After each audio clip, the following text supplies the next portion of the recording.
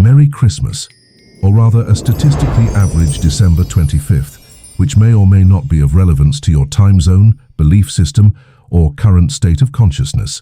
The greeting itself is a formality, much like the act of unwrapping presents that didn't exist in the Christmas we're about to discuss. Regardless of your festive inclinations, we proceed. Today's video has one small, insignificant Christmas detail hidden somewhere in the middle. You probably won't notice it, or care, but it's there, buried beneath approximately 29,999 other words of varying degrees of irrelevance. The detail involves a particular shade of red that appeared on a door handle for exactly 14 seconds on December 25th, 1847. You won't remember this when we get there. This may be the most boring video ever made about Christmas, which is ironic, considering Christmas is traditionally the least boring day of the year. But have you ever wondered how the absence of presents became more significant than their presence? How nothing wrapped in paper became more memorable than something wrapped in paper? How a forgotten Christmas somehow became more Christmassy than any Christmas before or since? We're about to spend the next 2 hours exploring the most thoroughly unremarkable Christmas in documented history. A Christmas so boring that historians actively avoid mentioning it. A Christmas so devoid of gift-giving that it retroactively made every other Christmas seem excessive by comparison. If you're expecting entertainment, you've come to the wrong place. If you're expecting sleep, you've come to the right place. If you're expecting anything at all, you may want to adjust your expectations to align with the complete absence of expectation that characterized December 25th, 1847, in the village of Lower Dulsworth, England. The village of Lower Dulsworth no longer exists. This is not because it was destroyed by war, natural disaster, or urban development. It simply became so boring that cartographers forgot to include it on maps. The Postal Service stopped delivering mail there in 1853, not out of malice but out of sheer forgetfulness. The last resident moved away in 1859, though no one noticed until 1867. But in 1847, Lower Dulsworth was the epicenter of what would become known as the Great Christmas Absence. Though great is perhaps too strong a word, moderately significant Christmas absence would be more accurate. Actually, Christmas absence would suffice. Actually, calling it an absence implies something was supposed to be there. Perhaps we should simply call it Christmas 1847 Lower Dulsworth. Before we continue, let me present to you something that might actually interest you, though probably not. Introducing the Sleepsy Knoll Boring Christmas Calendar, a limited-time collection of 31 days featuring our beloved character Sleepsy Knoll in various states of festive indifference. Each day reveals a new, mildly expressive face of Sleepsy Knoll, ranging from slightly less bored to contemplating the meaninglessness of tinsel. This calendar is available for a limited time, which means it will eventually become unavailable, which is the natural progression of all things, including Christmas presents, which brings us back to our story about the absence thereof. You can find the link to this calendar in the comments below, pinned with the enthusiasm of someone pinning laundry to a line in weather that is neither sunny nor windy, but simply adequate for the task at hand. Purchase it if you wish. Don't purchase it if you don't wish. The calendar will exist regardless of your purchasing decision until it doesn't, which is how most things work, including the presents that didn't exist in 1847. But let us proceed with our tale of non-festive non-celebration. To understand why Christmas became so thoroughly unremarkable in Lower Dulsworth, we must first understand Lower Dulsworth itself, which is to say we must understand something that was designed to be misunderstood, or perhaps not understood at all. Lower Dulsworth was founded in 1623 by Sir Reginald Dulsworth, whose family name became synonymous with tedium long before tedium was officially recognized as a state of being. Sir Reginald was the third son of Lord Bartholomew Dulsworth of Upper Dulsworth, which was slightly more interesting than Lower Dulsworth, but not by much. The Dulsworth family motto was "Persevere without purpose," which they had embroidered on a banner that no one ever looked at. The village was established on 17 acres of land that were notable primarily for being unremarkable. The soil was neither fertile nor infertile, but adequately adequate for growing vegetables that were neither delicious nor inedible. The climate was consistently inconsistent, with weather that could best be described as present. Rain fell when rain fell. Sun shone when sun shone. Wind blew when wind blew. Though never with enough enthusiasm to be considered a proper breeze, Sir Reginald chose this location after conducting what he called extensive research, which consisted of standing in various fields for predetermined amounts of time and noting whether anything interesting happened. When nothing interesting happened in any of the fields, he chose the field where the least interesting nothing had occurred. The first building constructed in Lower Dulsworth was Sir Reginald's Manor House, a structure so architecturally uninspiring that visiting architects would look at it and immediately lose interest in architecture as a profession. The house was square because squares were easier to build than other shapes. It had windows because houses were supposed to have windows. It had doors because people needed to enter and exit, though once inside, they rarely felt compelled to exit with any urgency. The manor house contained exactly what one would expect a manor house to contain: rooms, walls, floors, and a roof. There were chairs for sitting, tables for placing things upon, and beds for sleeping. The furniture was functional in the way that rocks are functional for being rocks. Everything served its purpose, without drawing attention to itself. Sir Reginald lived alone in the manor house for the first 3 years of Lower Dulsworth's existence, not because he couldn't find companionship, but because he had never occurred to him to seek it. He spent his days walking from room to room, noting the consistent presence of the furniture and the reliable predictability of the walls remaining where he had left them. In 1626, Sir Reginald decided the village needed residents, though he couldn't articulate why. He placed advertisements in nearby towns, describing Lower Dulsworth as a place where things are as they are and will continue to be as they are, unless they change, which they probably won't. The advertisement was notable for its complete lack of selling points, which paradoxically attracted people who were specifically looking for places without selling points. The first family to arrive was the Milquetoasts: Harold Milquetoast, his wife Agatha, and their daughter Prudence. Harold was a blacksmith who specialized in making things that were already adequately functional, slightly more functional, but not noticeably so. Agatha was skilled at preparing food that was neither appetizing nor unappetizing, but existed in the culinary space between taste and the absence of taste. Prudence, aged 7, showed early promise in the art of being present without being noticed. The Milquetoasts built the second building in Lower Dulsworth, a house that was smaller than the manor house, but constructed according to the same architectural principles of functional adequacy. They positioned it at what they determined to be an appropriate distance from the manor house, close enough to acknowledge Sir Reginald's presence, but far enough away to avoid the obligation of regular interaction. The second family arrived in 1627, the Blandisons. Edgar Blandison was a farmer who grew vegetables that reliably reached the minimum size required to be considered vegetables. His wife Margaret managed their household with methodical efficiency, ensuring that everything was done when it needed to be done, but not before and never with unnecessary enthusiasm. Their twin sons, Frederick and Hubert, were indistinguishable from each other, not because they looked alike, but because neither possessed any distinguishing characteristics. The Blandisons built a house identical to the Milquetoasts' house, positioned at an identical distance from the manor house, but in the opposite direction. This created what urban planners would later describe as the beginning of a pattern, though the pattern was simply the repetition of adequacy at regular intervals. By 1630, Lower Dulsworth had grown to include 7 families, each living in houses that were variations on the theme of basic architectural competence.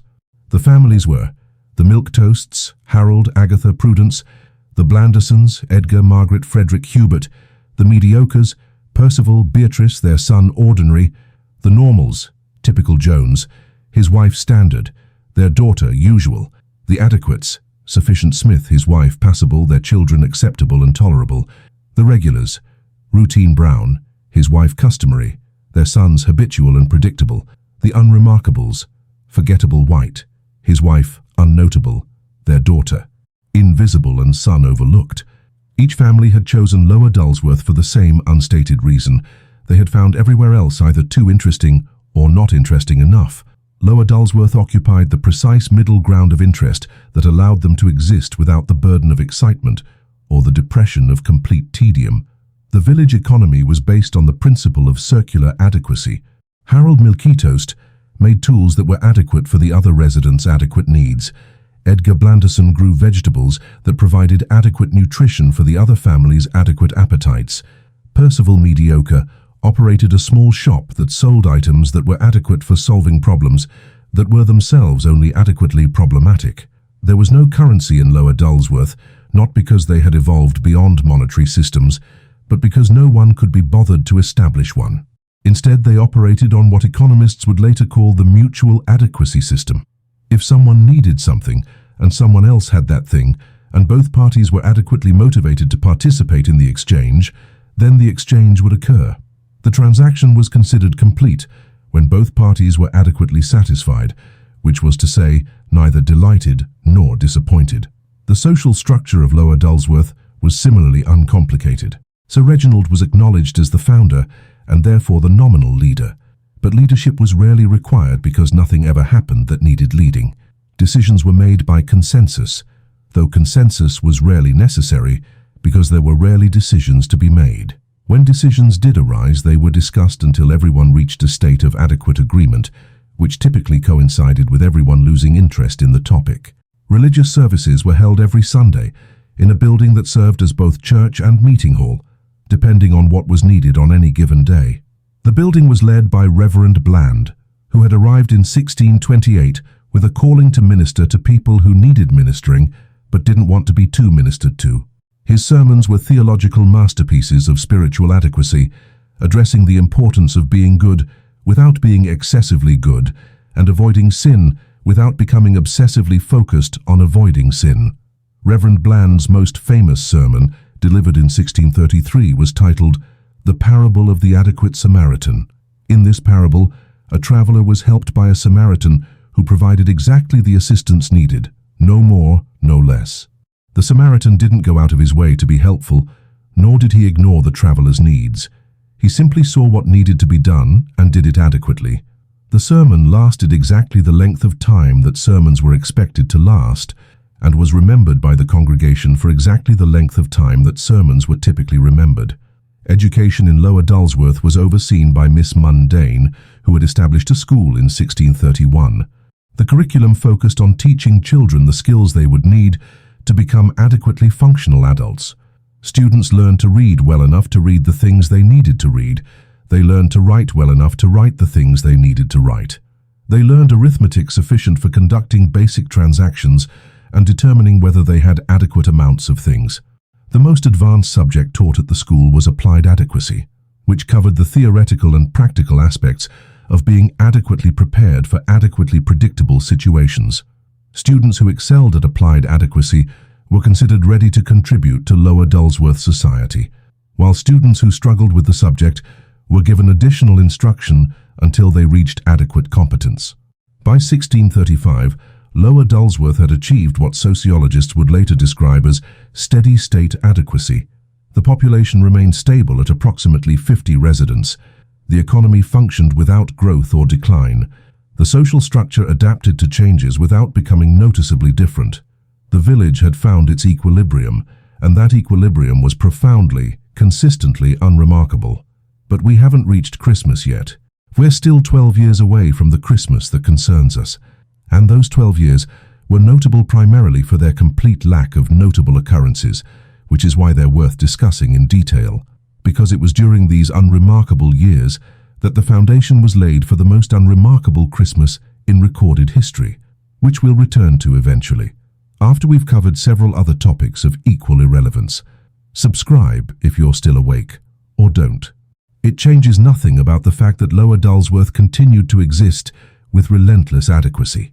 To understand why Christmas became so thoroughly absent of presence in Lower Dulsworth, we must examine the gradual development of their Christmas customs, which were notable primarily for their complete lack of custom.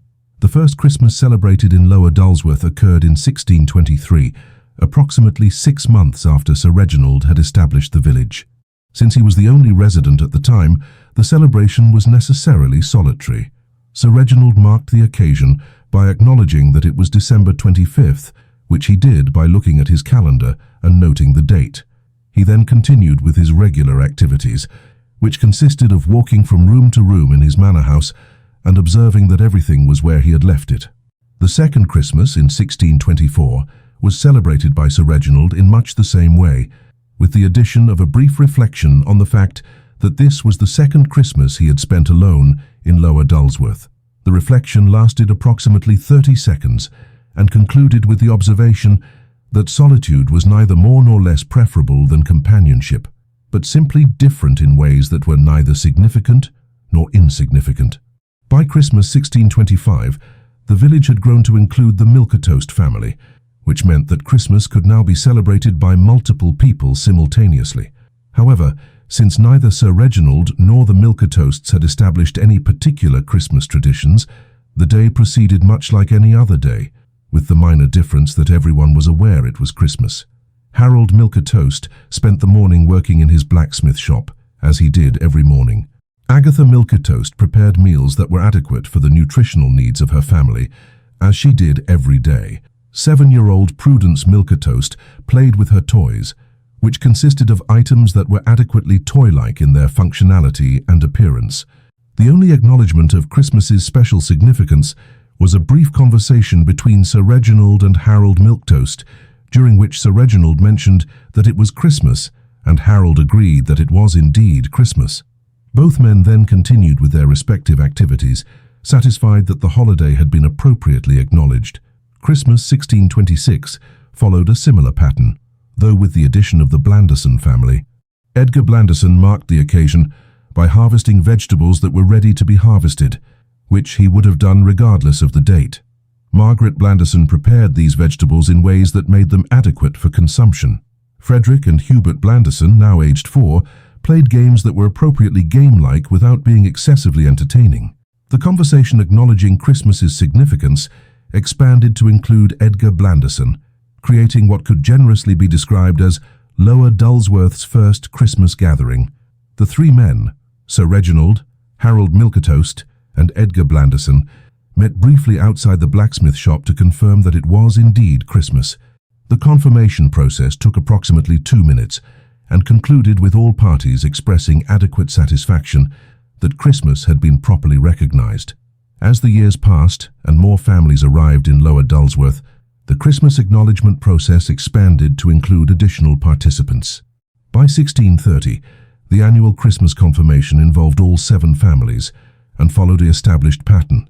The adult male from each family would gather outside the blacksmith shop. Sir Reginald, as the village founder, would announce that it was Christmas. Each family representative would confirm their agreement with this announcement. The group would disperse, confident that Christmas had been successfully observed. This process became known as the Christmas verification, though no one ever referred to it by this name because no one felt the need to name it. It was simply something that happened on December 25th, like the sun rising, or the wind blowing, or Harold Milquetoast hammering metal in his shop.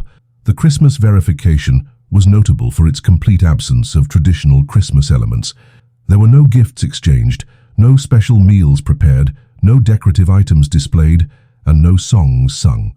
The residents of Lower Dulsworth were aware that other places celebrated Christmas with these additions, but they had never felt compelled to adopt them. This wasn't due to religious objection, financial constraint, or philosophical opposition to Christmas traditions. It was simply that no one in Lower Dulsworth had ever experienced a compelling urge to do anything beyond acknowledging Christmas's existence. They understood that Christmas was supposed to be special, and they made it special by treating it exactly like every other day, which was their way of being special. Reverend Bland did conduct special Christmas services, though special was perhaps too strong a term. The Christmas service was identical to the regular Sunday service, with the addition of a brief mention that it was Christmas.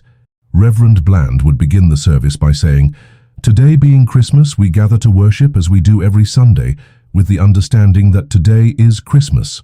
The service would then proceed exactly as it did every Sunday, concluding with Reverend Bland's reminder that Christmas has been appropriately observed through our regular observance of Sunday worship, conducted on Christmas. The congregation found these Christmas services adequately satisfying. They provided the spiritual observance that Christmas was supposed to provide, without the burden of having to do anything differently than they normally did. The Christmas service was special precisely because it wasn't special, which was the kind of philosophical consistency that Lower Dulsworth residents found deeply comforting. Children in Lower Dulsworth understood Christmas differently than children elsewhere. though their understanding was no less valid. Prudence Milquetoast, who by 1630 was 14 years old, had learned that Christmas was the day when everyone confirmed that it was Christmas. She looked forward to Christmas not because she expected presents or special treats, but because she enjoyed the annual confirmation process and the sense of community it provided. Frederick and Hubert Blanderson, now 8 years old, had developed a Christmas tradition of walking around the village on December 25th and observing that it looked exactly like it did on every other day. This observation filled them with a satisfaction that was neither greater nor lesser than the satisfaction they felt on non-Christmas days, but different in a way that made Christmas feel appropriately Christmas-like. The other children in the village had developed similar Christmas customs that involved acknowledging Christmas through the deliberate continuation of non-Christmas activities.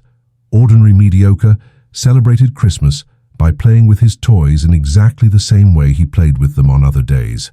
Usual Normal celebrated Christmas by helping her parents with household tasks, but with the awareness that she was doing so on Christmas. These childhood Christmas traditions were passed down from older children to younger children as new families arrived in Lower Dulsworth. By the 1840s, children understood that Christmas was the day when you did what you normally did, but with the additional understanding that you were doing it on Christmas. This tradition was both simple and profound, requiring no special preparations while still maintaining Christmas's significance as a day that was different from other days. Adults in Lower Dulsworth had developed their own Christmas traditions that followed similar principles. Wives would prepare meals that were appropriate for their family's nutritional needs, which they did every day, but on Christmas, they would prepare these meals with the awareness that it was Christmas. Husbands would continue their work activities, but with the understanding that they were working on Christmas, which made their work both exactly the same as regular work and completely different from regular work. The tradition of gift-giving, which was becoming increasingly elaborate in other parts of England during this period, was never adopted in Lower Dulsworth. This wasn't because the residents were opposed to giving gifts, but because they had never felt the need to establish a specific day for giving gifts. If someone needed something, and someone else had that thing, they would exchange it according to the mutual adequacy system, regardless of the date. The absence of Christmas gift-giving was so complete that when traveling merchants occasionally visited Lower Dulsworth in December, offering Christmas goods, the residents would politely explain that they celebrated Christmas differently. The merchants would typically ask how they celebrated Christmas, and the residents would explain that they acknowledged that it was Christmas and then continued with their regular activities. Most merchants found this explanation adequate and would proceed to other villages where Christmas was celebrated with more commercial potential. A few merchants, however, were intrigued by Lower Dulsworth's approach and would stay to observe their Christmas celebration. These merchants invariably reported that they had witnessed the most authentic Christmas they had ever experienced, though they could never adequately explain why. By the early 1840s, Lower Dulsworth's reputation for unusual Christmas celebrations had spread to neighboring villages. Visitors would occasionally arrive on December 24th, hoping to observe what they had heard described as the Christmas where nothing happens. These visitors were typically disappointed to discover that Lower Dulsworth's Christmas celebration was exactly as advertised. Nothing happened. However, some visitors found the experience profoundly meaningful. They would return to their own villages, with reports that Lower Dulsworth had somehow captured the true spirit of Christmas by completely ignoring the commercial and social expectations that had accumulated around the holiday. These reports led to Lower Dulsworth being described in some circles as either the most Christmassy place in England or the least Christmassy place in England, depending on one's perspective. The residents of Lower Dulsworth were aware of their reputation, but were neither proud nor embarrassed by it. They understood that their way of celebrating Christmas was different from other places, but they saw no reason to change it. Their Christmas celebration was adequate for their needs, and they felt no compulsion to make it more or less adequate than it already was. As we approach the fateful Christmas of 1847, it's important to understand that Lower Dulsworth's Christmas traditions were not the result of gradual decay or increasing indifference. They were the product of careful, unconscious cultivation over 24 years. The residents had collectively created a Christmas celebration that was perfectly suited to their community's values and temperament. The Christmas of 1847 would test these traditions in ways that no one anticipated, though the test would be so subtle that most residents wouldn't notice it was happening. But before we reach that Christmas, we must first examine the specific events of 1846 and early 1847 that created the conditions for the most forgettable Christmas in documented history. If you're one of the 7 people still watching, comment Emperor Blandicus below. This will help us track exactly how many people are committed to experiencing true boredom. Before we can properly understand the absence of presents on Christmas 1847, we must first examine the role of pudding in Lower Dulsworth society, which is to say we must examine something that had no role whatsoever, but whose absence of role was itself significant in ways that would only become apparent much later. Pudding, as a concept, had never taken root in Lower Dulsworth. This was not due to any particular aversion to pudding, nor was it because the residents were unfamiliar with pudding as a food category. They were aware that pudding existed and that other places consumed pudding regularly, particularly during festive occasions. They simply had never felt compelled to incorporate pudding into their dietary practices. The first mention of pudding in Lower Dulsworth records appears in a journal kept by Agatha Milquetoast during the winter of 1629. The entry, dated December 15th, reads, "Mrs. Blandison mentioned pudding today. I acknowledged her mention of pudding. We both agreed that pudding was a thing that existed. The conversation concluded satisfactorily." This journal entry is significant, not because it documents the first discussion of pudding in Lower Dulsworth, but because it demonstrates the village's characteristic approach to concepts that existed elsewhere but had not been adopted locally. Pudding was acknowledged, discussed briefly, and then dismissed not through rejection but through gentle indifference. The topic of pudding arose again the following year, when Percival Mediocre received a letter from his brother in Upper Middleton describing a Christmas pudding that had been particularly well received at their family gathering. Percival shared this information with his wife Beatrice, who found the description adequately interesting. They discussed the possibility of attempting to create a similar pudding for their own family, but the discussion concluded with both parties agreeing that their current meal preparations were adequate for their nutritional needs. This pattern, acknowledgement, brief consideration, gentle dismissal through indifference, would characterize Lower Dulsworth's relationship with pudding for the next 18 years. Pudding would be mentioned occasionally, usually in the context of descriptions from other places, and each mention would be received with polite interest that never developed into actual implementation.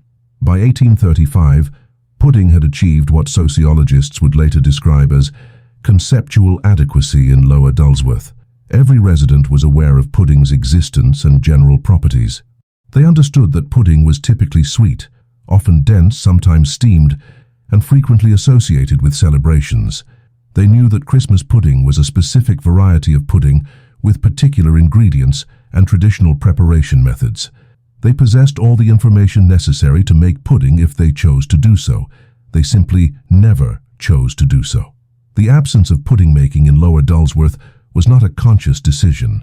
No one had ever declared that pudding was unsuitable for their community or that pudding making was incompatible with their values.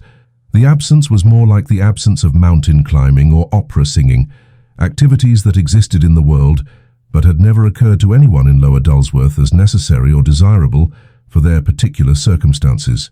This pudding-related indifference extended to all variations of the concept. When bread pudding was mentioned, it was acknowledged as a thing that existed but was never prepared. When rice pudding was described, it was understood as a concept but never attempted. When Yorkshire pudding was discussed, it was recognized as a regional specialty that belonged to Yorkshire, and therefore need not concern Lower Dulsworth. The mathematical precision of this indifference is worth noting. Over the 18 years between 1629 and 1847, pudding was mentioned in Lower Dulsworth conversation an average of 3.7 times per year. Each mention lasted an average of 47 seconds. Each discussion concluded with the participants expressing adequate understanding of pudding as a concept and adequate satisfaction with their current puddingless lifestyle. These statistics, while accurate, tell only part of the story. The full significance of Lower Dulsworth's relationship with pudding becomes clear only when we examine specific instances of pudding-related non-events.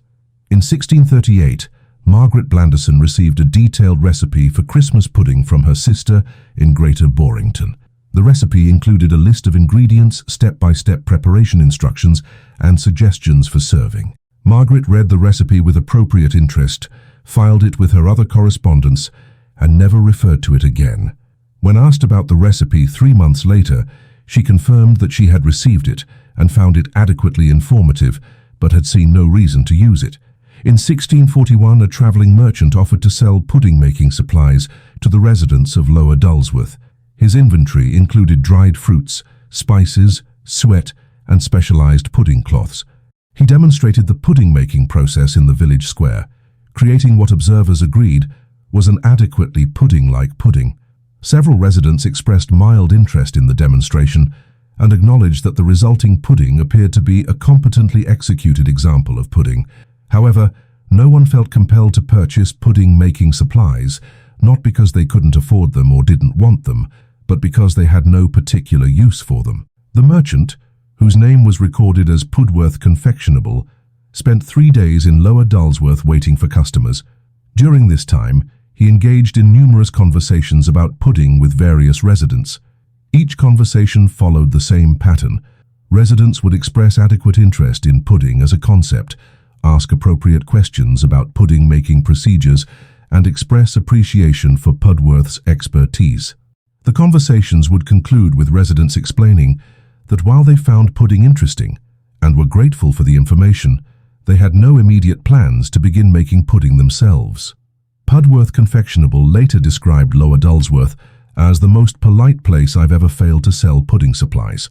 He noted that the residents seemed genuinely interested in pudding, but completely uninterested in actually having pudding, which he found philosophically intriguing. He began referring to Lower Dulsworth as the village that understands pudding better than places that make pudding, though he could never adequately explain what he meant by this. The most significant pudding-related non-event occurred in 1843, when Routine Brown's wife Customary attempted to make a pudding as a surprise for his birthday. She had acquired ingredients through the mutual adequacy system and had obtained detailed instructions from multiple sources. She spent an entire afternoon following the recipe with methodical precision, creating what all observers agreed was a competently executed pudding. However, when the pudding was presented to Routine Brown and the rest of the family, they discovered that while the pudding was undoubtedly pudding, it seemed somehow inappropriate for Lower Dulsworth. Not because it was poorly made or unpleasant to eat, but because it was too deliberately special for a community that specialized in making special things unspecial. The family ate the pudding because it had been prepared and was adequate for consumption. They agreed that Customary had demonstrated considerable skill in its creation. They acknowledged that it was a thoughtful gesture appropriate for a birthday celebration. But they also agreed, without explicitly discussing it, that pudding making was not something that needed to become a regular practice in their household. The pudding was consumed, the birthday was celebrated, and pudding making returned to its previous status as something that happened in other places, but not in Lower Dulsworth.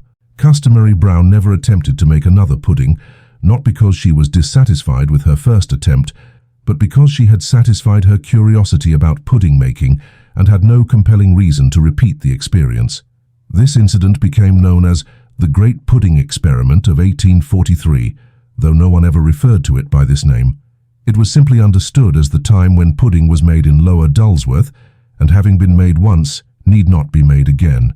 The significance of Lower Dulsworth's relationship with pudding extends far beyond culinary preferences. Pudding represented an entire category of activities that existed in the wider world but had never been adopted by the village. Activities that were neither necessary nor unnecessary, neither desirable nor undesirable, but simply irrelevant to the particular way of life that had developed in Lower Dulsworth.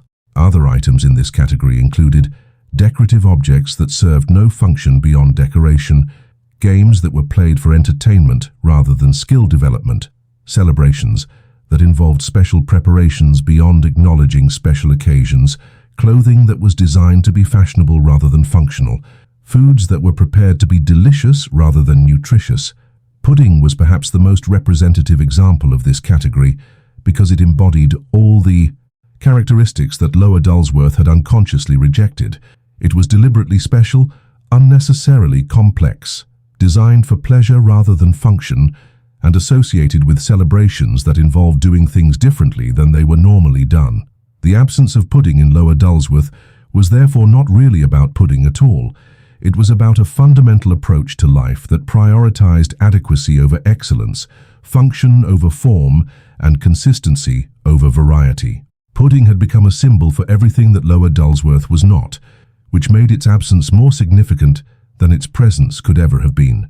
As we approach Christmas 1847, it's important to understand that the absence of presents would follow the same pattern as the absence of pudding.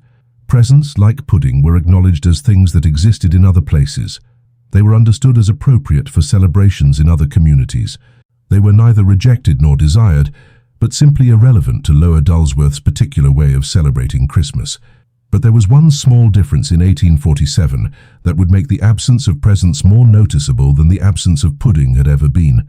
This difference involved a door handle, a particular shade of red paint, and exactly 14 seconds of uncharacteristic attention to decorative detail. We'll return to this difference later, after we've examined several other topics that are equally irrelevant, but necessary for understanding the full context of Christmas 1847. The door handle, incidentally, was painted red on the morning of December 23, 1847, by someone whose identity was never definitively established. The paint dried by December 24th. On December 25th, the handle was red for exactly 14 seconds longer than anyone had ever noticed a door handle being any color before. But we're getting ahead of ourselves. First, we need to discuss the economics of gift absence, which is a field of study that doesn't exist, but probably should. Liking this video won't make it more interesting, but we appreciate the irony of clicking the like button on something specifically designed to be unlikable. To properly understand the complete absence of Christmas presents in Lower Dulsworth, we must examine what economists would call the gift economy of non-participation, if economists had any reason to study such a thing, which they don't, but which is precisely why it deserves our attention.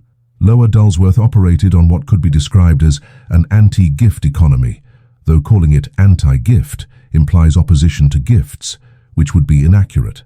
The residents weren't opposed to gifts.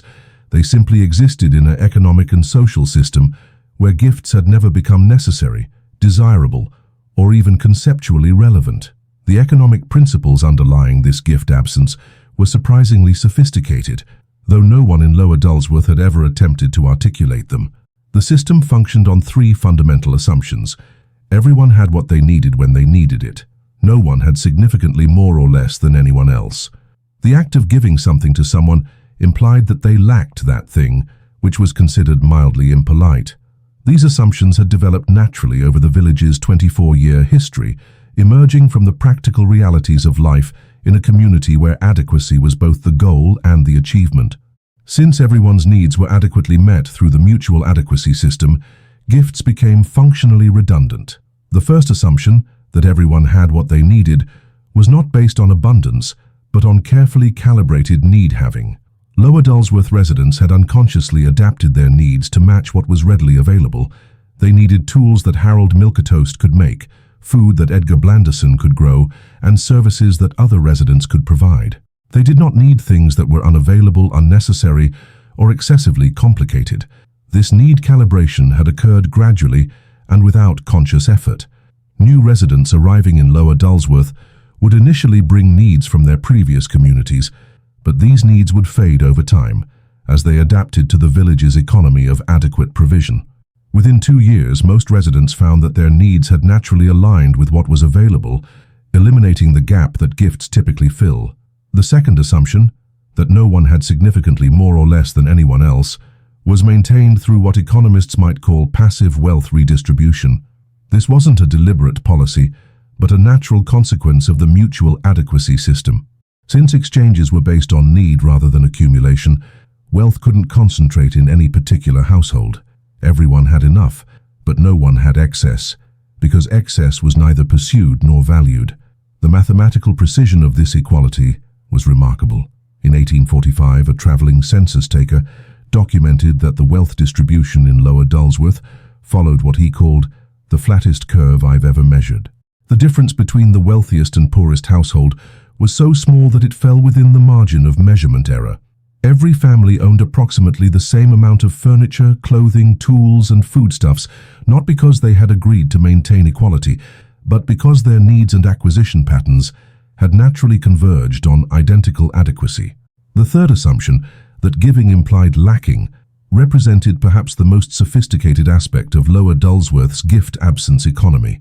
Residents understood intuitively that offering someone a gift suggested that they didn't already have adequate access to that item, which implied either that the giver had excess, mildly inappropriate, or that the recipient had insufficient resources, mildly embarrassing for both parties. This understanding led to what anthropologists would recognize as gift avoidance courtesy.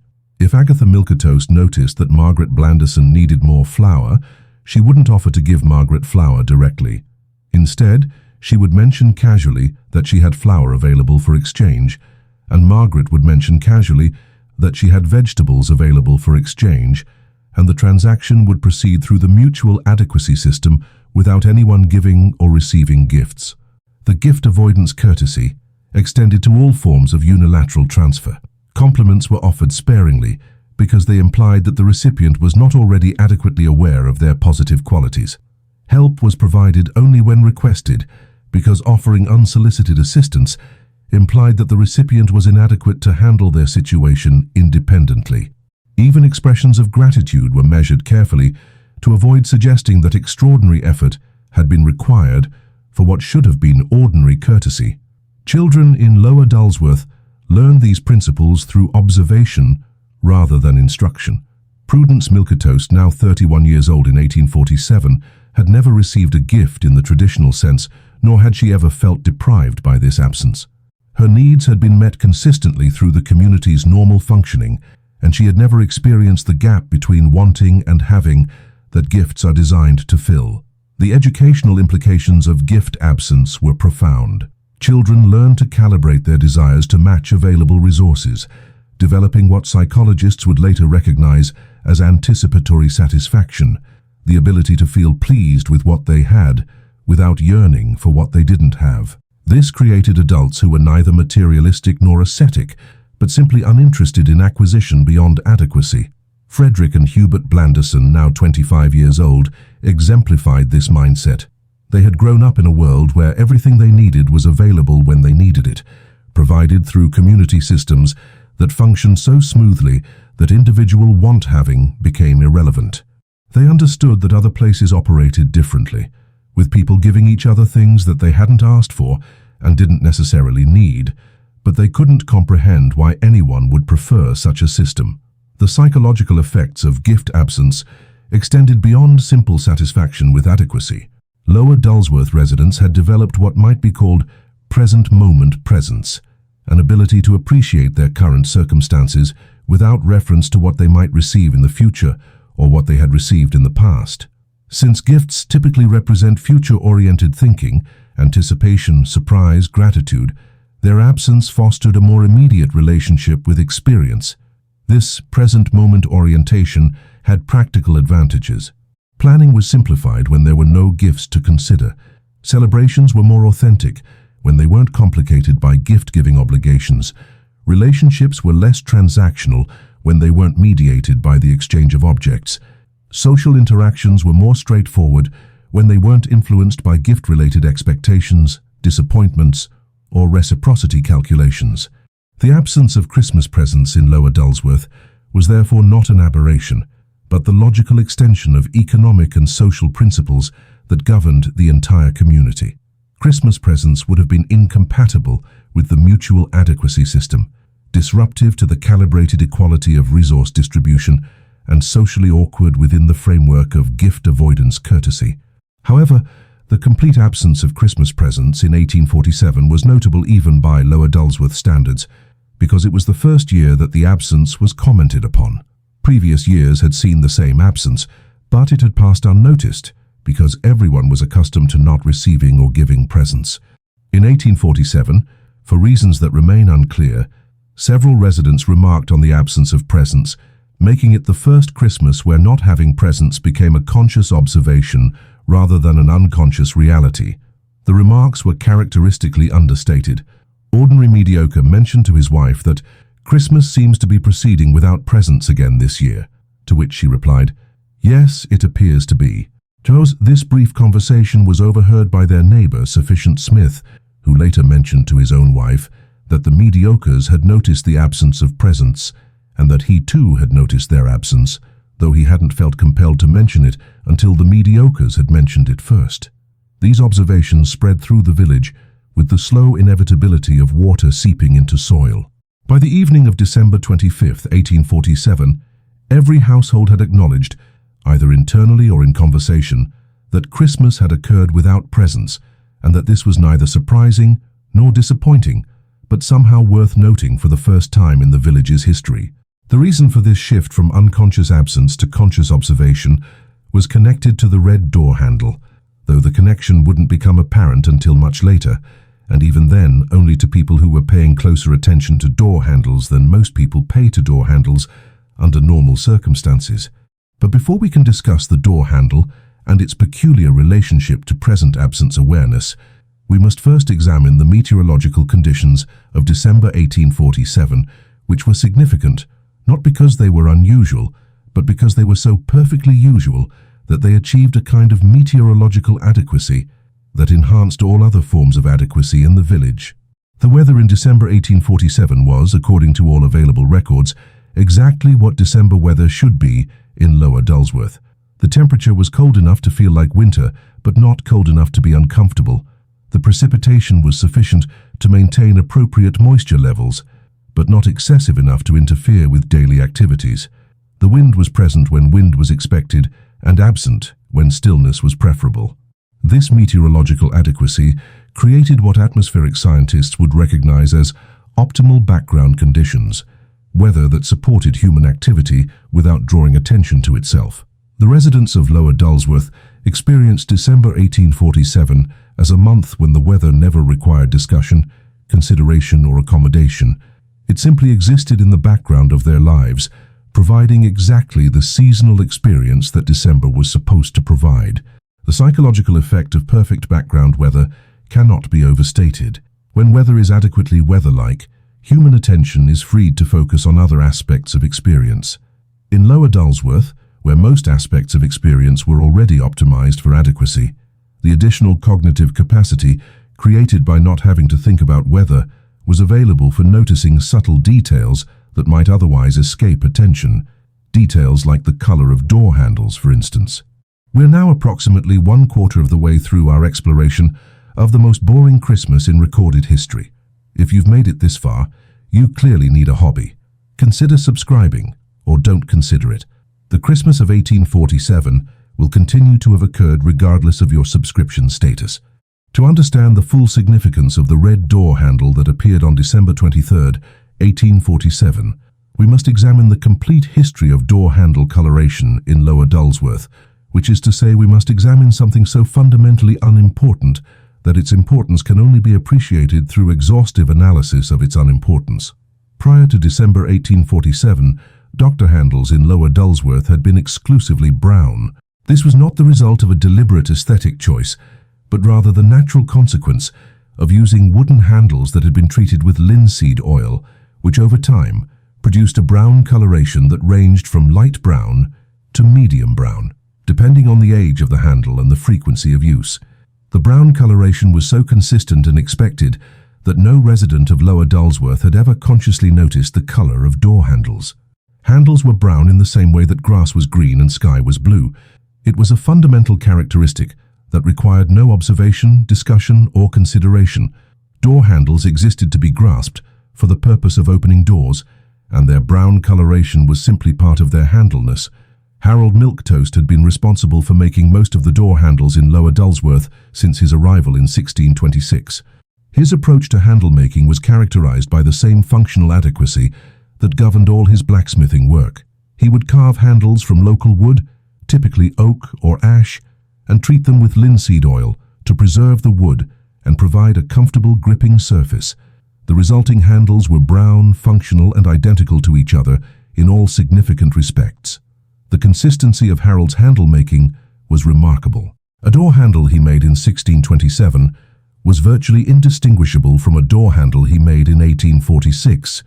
The size, shape, texture, and color remained constant across 20 years of production. This consistency was not the result of careful standardization, but simply Harold's natural tendency to make things the way he had learned to make them, without variation, unless variation was specifically required. Other residents occasionally made their own door handles, particularly when Harold was occupied with other projects, but these handles invariably followed the same pattern. The makers would use local wood, treat it with linseed oil, and produce brown handles that were functionally and aesthetically identical to Harold's handles. No one had ever considered making a door handle any other way because there had never been any reason to consider alternatives to a system that worked adequately. The brownness of door handles had achieved what color theorists call invisibility through ubiquity. The color was so consistent and expected that it had ceased to register as a color at all.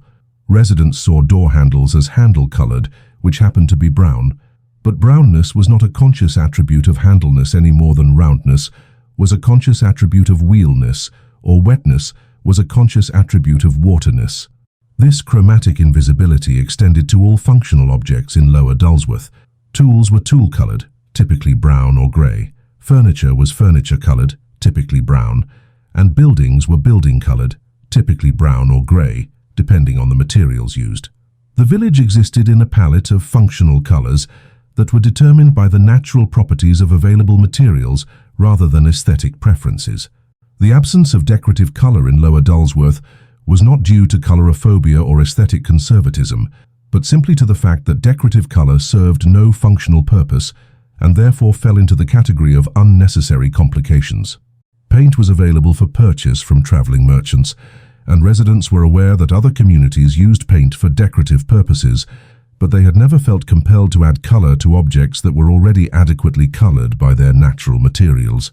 This is what made the appearance of a red door handle on December 23, 1847, so extraordinary. For the first time in the village's 24-year history, a functional object had been deliberately coloured for reasons that were not functionally necessary. The handle in question was located on the front door of the cottage occupied by Forgettable White and his family.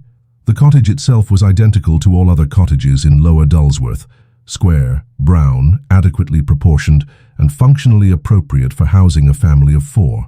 The door was wooden, brown, and equipped with a latch mechanism that allowed it to be opened and closed as needed.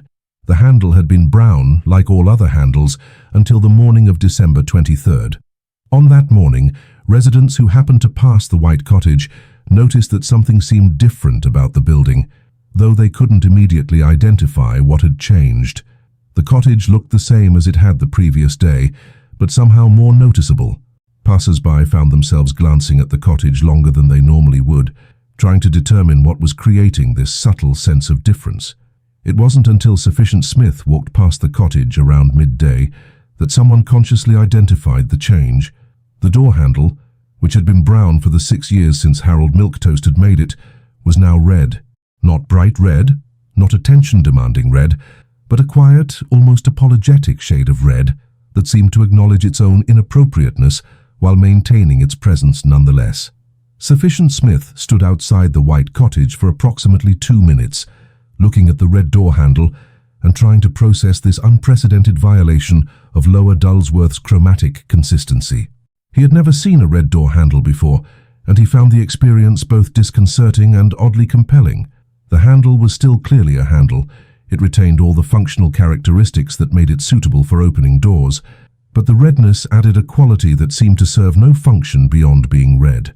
After his 2-minute observation period, Sufficient Smith continued to his original destination, but found that he couldn't stop thinking about the red door handle.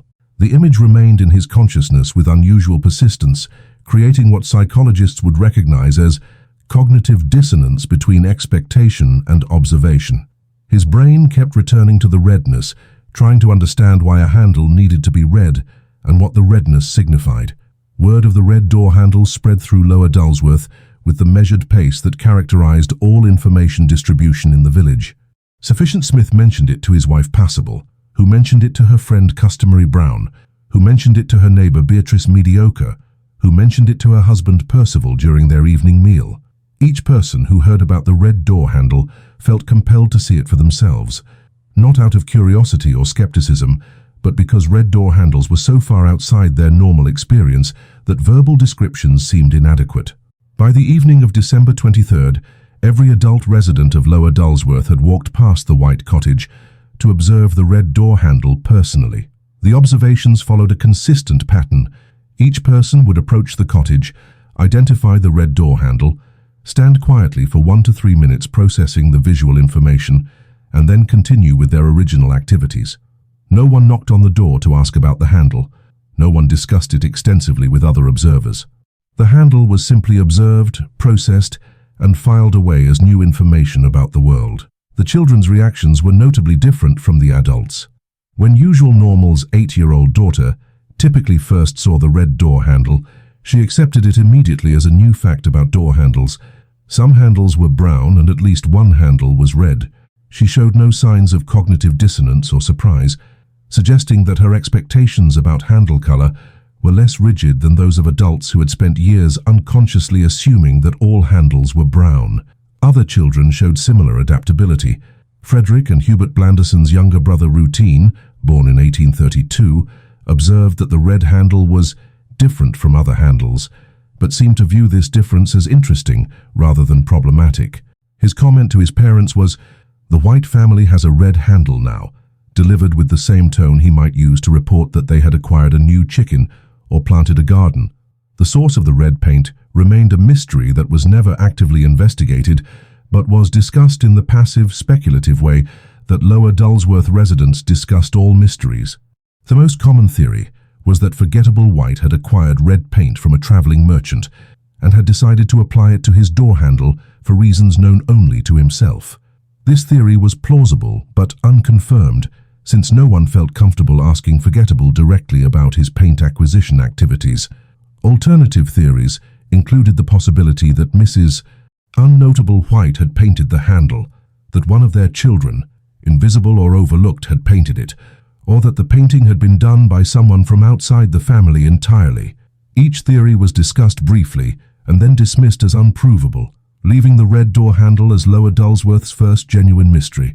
The mystery aspect added an additional layer of significance to the door handle. Previous events in Lower Dulsworth had been comprehensible, predictable, and easily explained within the village's established patterns of behavior.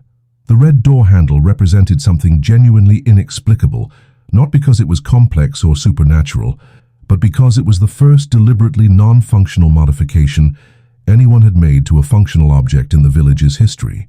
On December 24th, the red door handle continued to be red, which confirmed that the color change was permanent rather than temporary. This permanence elevated the handle from a curious anomaly to an established feature of Lower Dulsworth's landscape. Residents began incorporating the house with the red door handle into their mental maps of the village, creating the first landmark that was distinguished by decorative rather than functional characteristics. The psychological impact of having a decorative landmark was subtle but significant. For 24 years, Lower Dulsworth had been a village where every building, object and feature served a clear, functional purpose. The red door handle was the first thing that existed purely to be noticed, and its presence created a new category of experience, noticing something because it was worth noticing, rather than because it was functionally relevant. This category would prove crucial for understanding why the absence of Christmas presents was consciously observed for the first time in 1847. The red door handle had trained residents to notice things that were different from expectations, even when the difference served no practical purpose. When Christmas arrived without presents, as it had every year since the village's founding, residents were primed to notice this absence in a way they had never noticed it before. The handle remained red on December 25th, Christmas Day, creating what would later be remembered as Lower Dulsworth's first Christmas decoration, though it was never intended as a Christmas decoration and was never acknowledged as such by anyone in the village. But for exactly 14 seconds on Christmas morning, as Sufficient Smith walked past the white cottage, on his way to participate in the annual Christmas verification, the red door handle caught the early morning sunlight in such a way that it seemed to glow with unusual warmth and significance. Those 14 seconds represented the closest Lower Dulsworth had ever come to experiencing Christmas magic, though no one at the time would have described the experience in those terms. We'll examine those 14 seconds in greater detail later. after we've discussed the broader implications of chromatic deviation in communities organized around functional adequacy. If you've made it this far, you're the 0.01% of humanity that has achieved true boredom enlightenment. Your dedication to tedium is both admirable and concerning. To fully comprehend the atmospheric conditions that contributed to the 14 seconds of door handle illumination on Christmas morning 1847, we must examine the complete meteorological record of Lower Dulsworth, paying particular attention to the relationship between weather patterns and the psychological state of residents who had adapted to expecting exactly what they received from their environment. Weather in Lower Dulsworth followed patterns that meteorologists would describe as aggressively normal. The village experienced 4 seasons that were distinguishable from each other, but not dramatically so. Winter was cold enough to be recognizably winter, but not so cold as to interfere with daily activities. Spring was warm enough to encourage plant growth, but not so warm as to be uncomfortable. Summer provided adequate sunshine and occasional rain. Autumn was cool enough to harvest crops, but not so cool as to require significant changes in clothing or behavior. This meteorological consistency was not accidental. Lower Dulsworth occupied a geographical position that placed it in the center of several competing weather systems, resulting in a climate that represented the average of all surrounding climates. Storms that brought dramatic weather to neighboring regions would weaken before reaching Lower Dulsworth, leaving behind gentle versions of whatever weather had been dramatic elsewhere. The mathematical precision of this weather averaging was remarkable. Temperature records kept by Percival Mediocre from 1635 to 1847 showed that seasonal variations in Lower Dulsworth were exactly half the regional average. When surrounding areas experienced temperature swings of 20 degrees, Lower Dulsworth would experience swings of 10 degrees. When neighboring villages received 4 inches of rain, Lower Dulsworth would receive 2 inches. This weather averaging created what climatologists would recognize as optimal background conditions for human psychological stability. Residents never needed to adapt to dramatic environmental changes, which freed their mental resources for other forms of adaptation. The predictability of weather reduced environmental stress, allowing the community to develop the social and economic systems that made extreme adequacy possible. December 1847 represented the apotheosis of Lower Dulsworth weather adequacy. The month began with temperatures that were appropriately cold for December, but not exceptionally cold for any day in December. Precipitation occurred with the regularity of a schedule designed by someone who understood that December needed moisture, but didn't want the moisture to interfere with December activities. The specific conditions on December 25, 1847, were recorded by Percival Mediocre as follows: temperature adequate for outdoor activity with appropriate clothing, precipitation absent, wind present but not disruptive, visibility sufficient for normal activities, sky adequately cloudy to provide weather interest without weather interference. This description, while accurate, fails to capture the subtle perfection of Christmas Day weather in Lower Dulsworth. The temperature was exactly cold enough to make warm buildings feel welcoming, without making outdoor activities unpleasant. The absence of precipitation meant that the Christmas verification could proceed without weather-related complications, but the soil retained enough moisture from previous days to prevent dust. The wind was sufficient to move air without moving objects, creating the gentle circulation that made both indoor and outdoor spaces comfortable. The sky condition was particularly noteworthy. The clouds were distributed with the mathematical precision that characterized all Lower Dulsworth weather, providing enough coverage to create visual interest without blocking enough sunlight to affect daily activities. The cloud patterns changed slowly throughout the day, offering gentle variety without dramatic shifts that might distract attention from other activities. It was this precise balance of cloud coverage that created the conditions for the 14 seconds of door handle illumination. At approximately 8:47 a.m. on December 25th, the cloud pattern shifted in such a way that a single beam of sunlight broke through the overcast sky and struck the red door handle on the white cottage with unusual directness and intensity. The angle of the sun at that time of year, combined with the position of the cottage and the temporary gap in cloud coverage, created what optical physicists would recognize as optimal illumination conditions for observing the true color of red paint. The sunlight struck the handle at an angle that maximized color saturation, while minimizing glare, making the red appear more red than it had appeared under any previous lighting conditions. Sufficient Smith, who was walking past the cottage at that exact moment on his way to the Christmas verification, experienced what he would later describe as the most noticeable 14 seconds of my life. The red door handle, which he had observed twice daily since December 23rd, suddenly appeared to be radiating redness rather than simply possessing it. The color seemed more significant, more intentional, and more connected to the specialness of Christmas than any color had ever seemed connected to anything before. The illumination lasted exactly 14 seconds because the cloud gap that had created it closed as gradually as it had opened. Sufficient Smith watched the beam of sunlight fade, and the door handle returned to its normal redness, which was still red, but no longer radiantly red. The transition from radiant red to regular red was so gradual that he couldn't identify the exact moment when it occurred. But he was certain that the 14 seconds of enhanced redness had been qualitatively different from the redness he had observed previously. This experience of enhanced redness created what psychologists would recognize as a peak aesthetic moment in the consciousness of someone who had lived his entire adult life in an environment carefully optimized to avoid peak moments of any kind.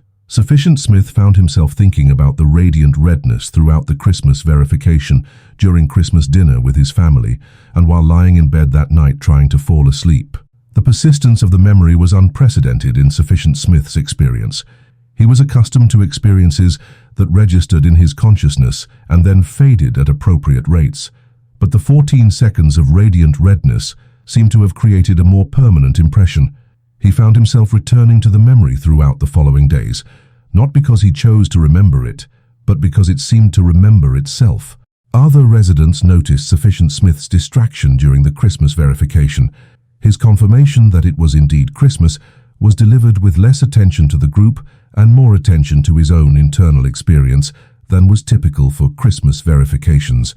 When asked later if anything unusual had happened during his walk to the verification, he mentioned the door handle illumination, describing it as more noticeable than usual. This description, more noticeable than usual, became Lower Dulsworth's first recorded attempt to describe an aesthetic experience that exceeded the bounds of functional adequacy. Sufficient Smith had encountered something that was beautiful rather than merely adequate, and the village's language had no established vocabulary for discussing beauty that wasn't also functional. The lack of aesthetic vocabulary created what linguists would recognize as expressive inadequacy under conditions of experiential novelty. Sufficient Smith knew that he had experienced something significant, but the significance couldn't be communicated using the descriptive frameworks that had evolved in a community where significance was always functional. The experience remained trapped in his consciousness, understood but incommunicable. This incommunicability was itself significant. For the first time in Lower Dulsworth's history, a resident had experienced something that couldn't be adequately shared with other residents through normal conversation. The 14 seconds of radiant redness had created a category of private experience that was incompatible with the village's culture of public adequacy. The meteorological conditions that had created this private aesthetic experience were never repeated. Cloud coverage on subsequent days followed different patterns, preventing the same angle of illumination from occurring again. The red door handle remained red, but it never again achieved the radiant redness that had so affected Sufficient Smith on Christmas morning. Weather records from December 26th onward showed a return to standard seasonal patterns. Temperature, precipitation, wind, and visibility all resumed their normal ranges. The sky returned to its typical December cloudiness, providing adequate weather without exceptional features. Lower Dulsworth weather reverted to its characteristic invisibility through adequacy, but the memory of 14 seconds of extraordinary weather that had created beauty instead of simply providing conditions, remained in Sufficient Smith's consciousness as proof that the world contained possibilities that exceeded functional requirements. This awareness would influence his perception of all subsequent experiences, making him slightly more attentive to aesthetic qualities that served no practical purpose. The long-term psychological effects of exposure to beauty in a community optimized for adequacy were unprecedented and therefore unpredictable. Sufficient Smith began to notice aspects of his environment that he had previously ignored. The particular brown of tree bark, the specific grey of stone walls, the exact shape of clouds that served no function beyond being shaped as they were. These observations didn't interfere with his daily activities, but they added a layer of experience that had been absent from his consciousness before Christmas 1847.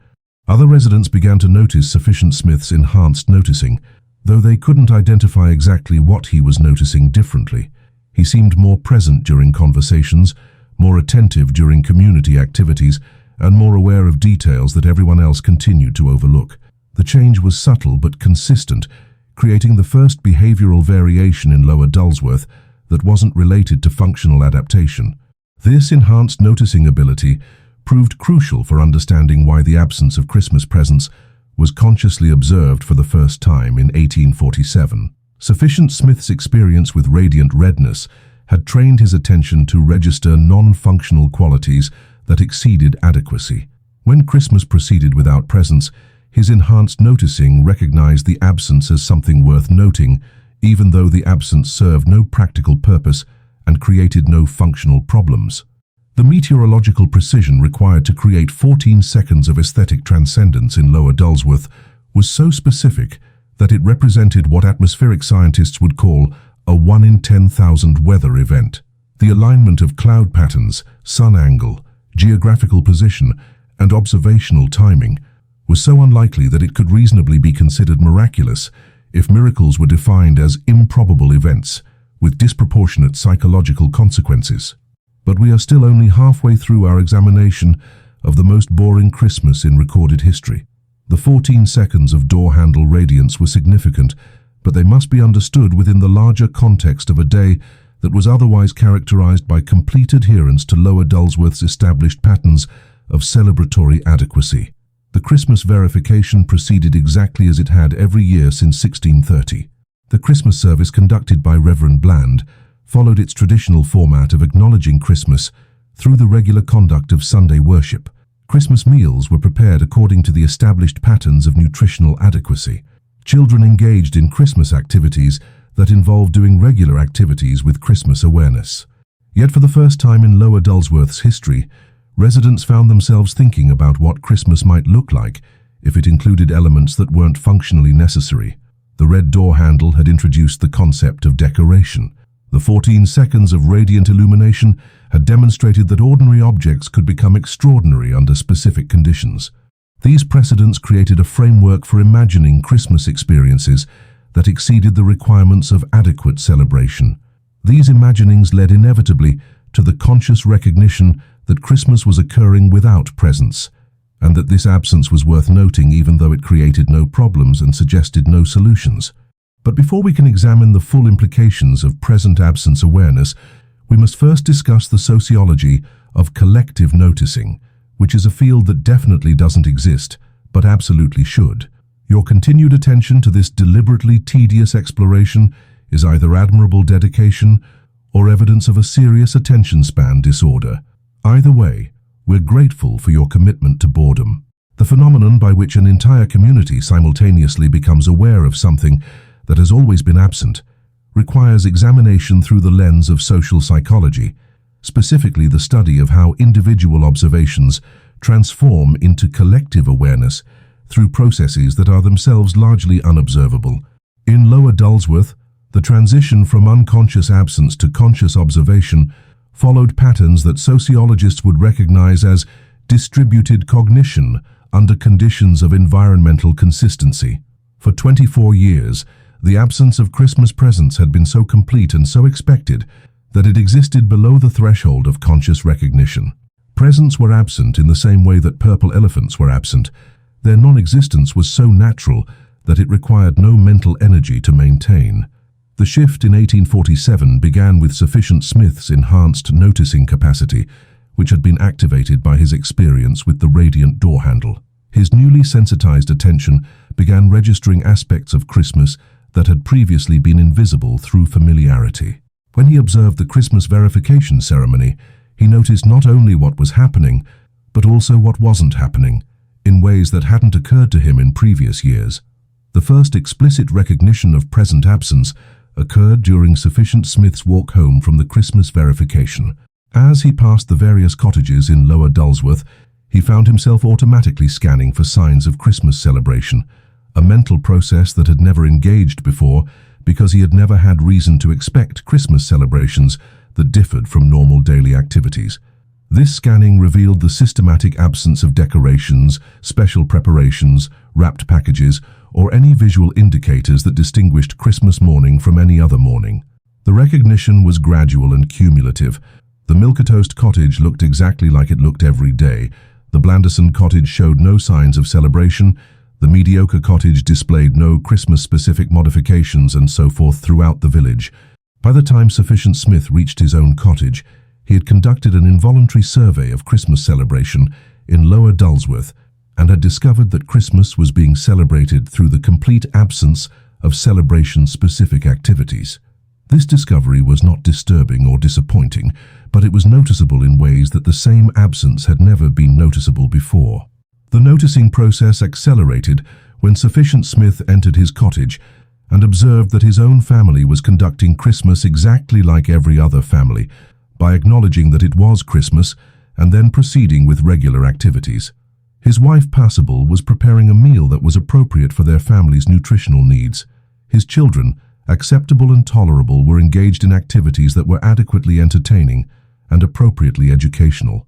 The cottage contained no presents, no decorations, no special foods, and no indicators that December 25th was different from December 24th or December 26th. For the first time in his adult life, Sufficient Smith noticed this absence of Christmas specialness. The noticing wasn't accompanied by disappointment, envy, or desire for change. It was simply recognition that Christmas in Lower Dulsworth followed patterns that were different from Christmas patterns in other places, and that this difference had characteristics worth observing. The transition from individual noticing to collective awareness began during Christmas dinner, when Sufficient Smith mentioned to his family that he had observed the consistency of our Christmas approach. This phrase, deliberately neutral and descriptive rather than evaluative, opened a space for discussion that had never existed before. Passable Smith responded that she too had noticed our Christmas proceeding according to established patterns. Acceptable and Tolerable Smith confirmed that their Christmas activities were consistent with previous Christmas activities. The conversation established that all members of the Smith family had simultaneously become aware of their Christmas practices as practices, rather than simply experiencing Christmas as a series of unexamined activities. This family-level awareness spread to other households through the gentle mechanisms that distributed all information in Lower Dulsworth. During the afternoon visiting that followed Christmas dinner, conversations naturally turned to observations about how Christmas was being celebrated. Each family discovered that other families had also noticed their Christmas practices, creating a community-wide recognition that Christmas was occurring in a particular way that had characteristics worth noticing. The conversations followed Lower Dulsworth's established patterns of indirect discussion. No one directly stated that Christmas lacked presents, decorations, or special preparations.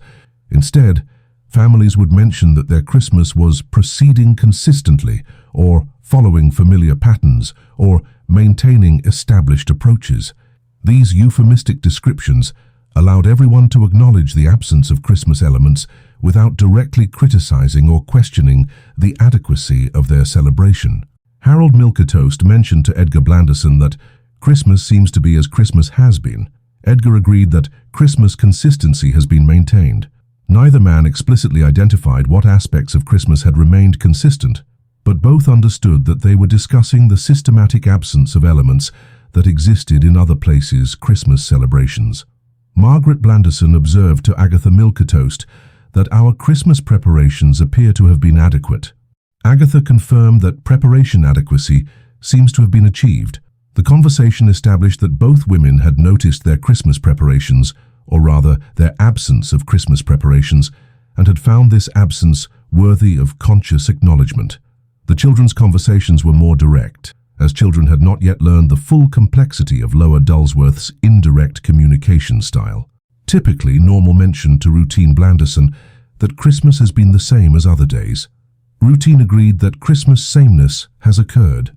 Their exchange captured the essence of Lower Dulsworth Christmas more accurately than any adult conversation, but with the straightforwardness that made adult communication seem unnecessarily complicated by comparison.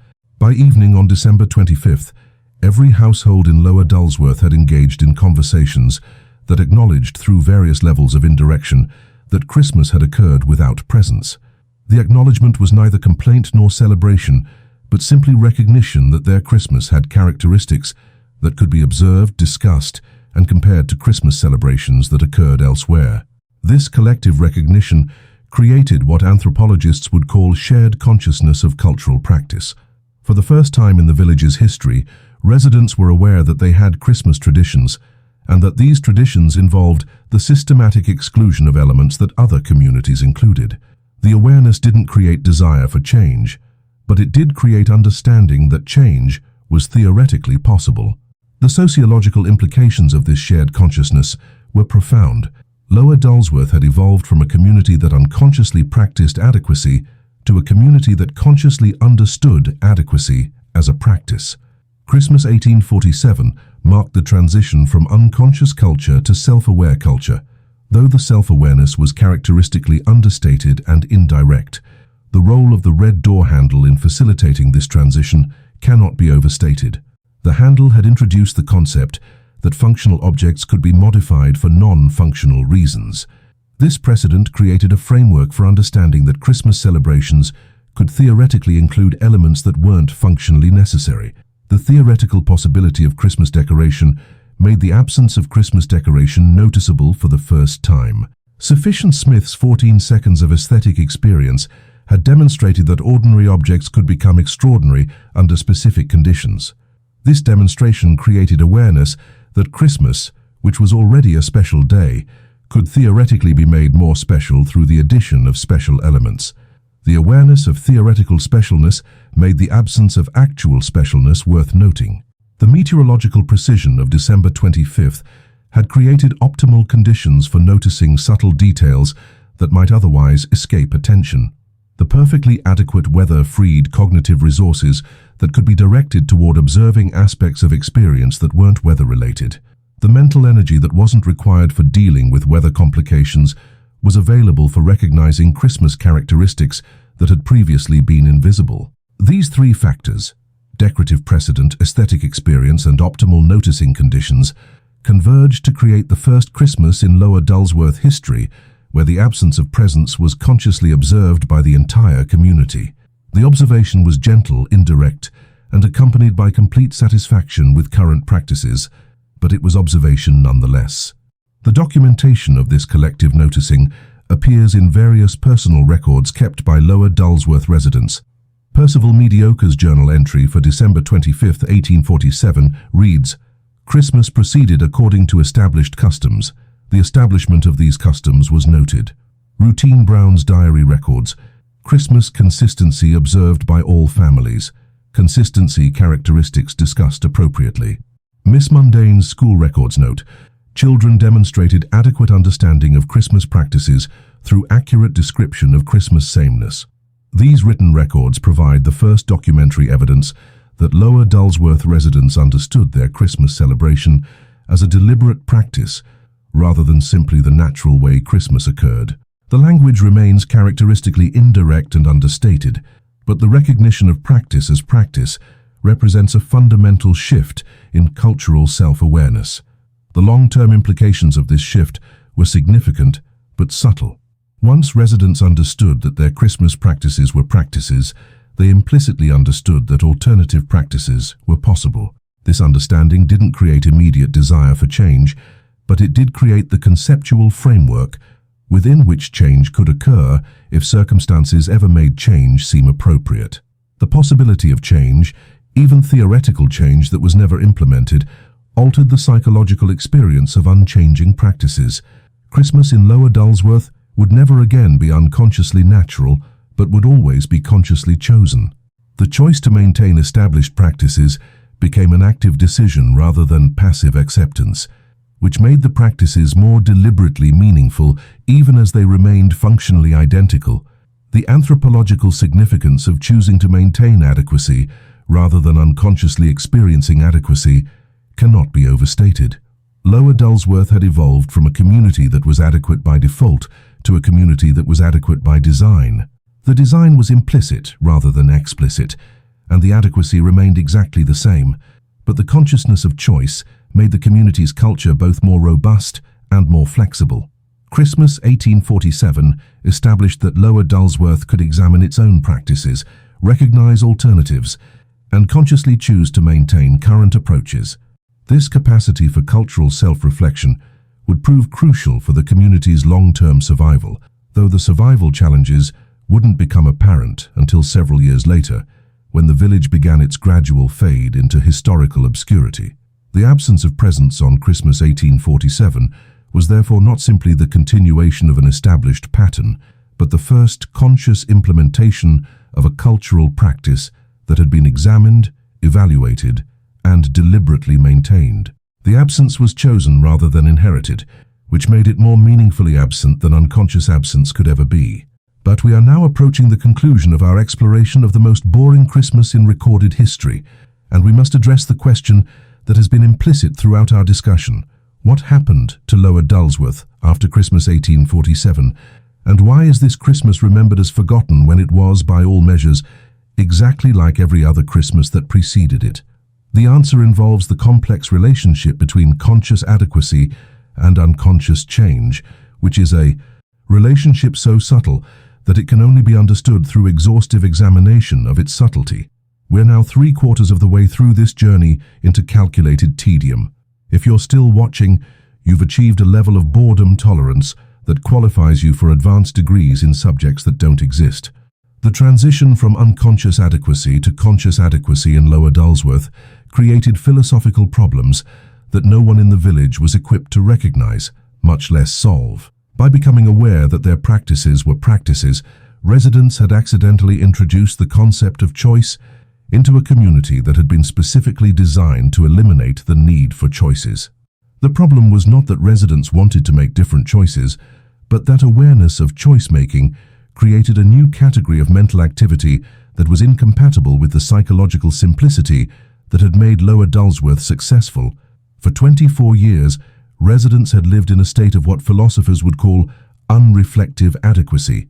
They did what needed to be done when it needed to be done, without considering alternatives or evaluating their approaches. Christmas 1847 introduced reflective adequacy, doing what needed to be done when it needed to be done, but with conscious awareness that other approaches existed and had been deliberately rejected. This shift from unreflective to reflective adequacy was so subtle that no one noticed it was happening, but it fundamentally altered the psychological experience of living in Lower Dulsworth. The most immediate effect was what psychologists would recognize as choice fatigue under conditions of non-choice. Residents began experiencing the mental exhaustion that comes from making decisions, even though they weren't actually making any decisions. The mere awareness that Christmas could be celebrated differently required mental energy to maintain their commitment to celebrating it the same way, which created cognitive work that hadn't existed when sameness was unconscious. Sufficient Smith was the first to experience this choice fatigue, though he interpreted it as general tiredness rather than a philosophical problem. During the weeks following Christmas 1847, he found himself slightly more tired at the end of each day, despite engaging in exactly the same activities that had previously left him adequately rested. The fatigue was subtle but persistent, creating a background sense of effort that hadn't been present in his previous experience. Other residents began reporting similar experiences. Passable Smith mentioned to her friend Customary Brown that daily activities seemed to require slightly more attention than they had previously required. Customary agreed that attention requirements had increased, though she couldn't identify any specific changes in her activities that would account for increased attention needs. The increase in attention requirements was the direct result of conscious adequacy, replacing unconscious adequacy. When residents had practiced adequacy without thinking about it, their actions flowed naturally from their circumstances without requiring evaluation or decision. Once they became aware that adequacy was a choice, every action required a micro-decision to maintain current practices rather than exploring alternatives. These micro-decisions were individually insignificant, but cumulatively exhausting. Each time Harold Milquetoast picked up his blacksmithing tools, He now unconsciously confirmed that he was choosing to continue working as he had always worked, rather than working differently. Each time Agatha Milquetoast prepared a meal, she unconsciously reaffirmed her commitment to nutritional adequacy rather than culinary experimentation. Each time children played with their toys, they unconsciously maintained established play patterns rather than inventing new forms of entertainment. The mental energy required for these unconscious confirmations was minimal but constant, creating what cognitive scientists would recognize as background decision fatigue. Residents were making hundreds of tiny choices daily to maintain their no-choice lifestyle, and the cumulative effect was a subtle but persistent sense of effort that had never characterized life in Lower Dulsworth before. This effort created what philosophers would call the paradox of conscious adequacy. The attempt to consciously maintain unconscious practices inevitably makes the practices less unconscious, which makes them less adequate, according to the original definition of adequacy that valued unconsciousness. Lower Dulsworth had accidentally undermined its own philosophical foundation by becoming aware of having a philosophical foundation. The paradox manifested in countless small ways that were individually unnoticeable, but collectively significant. Conversations that had previously flowed naturally, according to established social patterns, now required subtle navigation around the awareness that other conversation styles were possible. Work activities that had been performed through habit and routine now involved conscious choice to maintain established habits and routines. Even the simplest activities were affected. Walking from one place to another, which had previously been an automatic response to transportation needs, now involved unconscious awareness that alternative routes were available and that the chosen route represented a decision to maintain established walking patterns.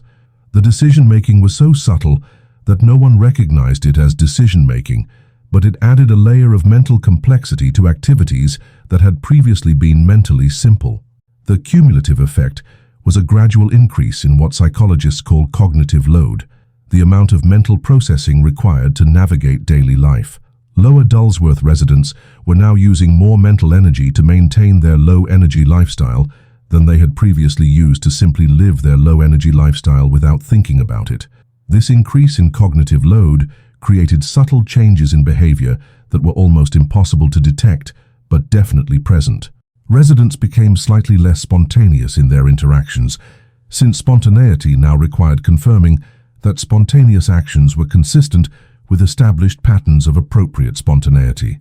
They became marginally more deliberate in their movements, since movement now involved unconscious choice-making about direction and timing. The changes were so small that they fell below the threshold of conscious recognition, but they accumulated into a general sense that life in Lower Dulsworth had become somehow more effortful than it had been before Christmas 1847. Residents couldn't identify specific problems or articulate particular complaints, but they shared a subtle feeling that adequacy now required more work to maintain. This increased effort was particularly noticeable in activities related to Christmas preparation for 1848. Planning next year's Christmas celebration, which had previously been automatic, Christmas would proceed as Christmas had always proceeded, now required conscious decision-making about whether to maintain established practices or introduce modifications based on the awareness that modifications were theoretically possible.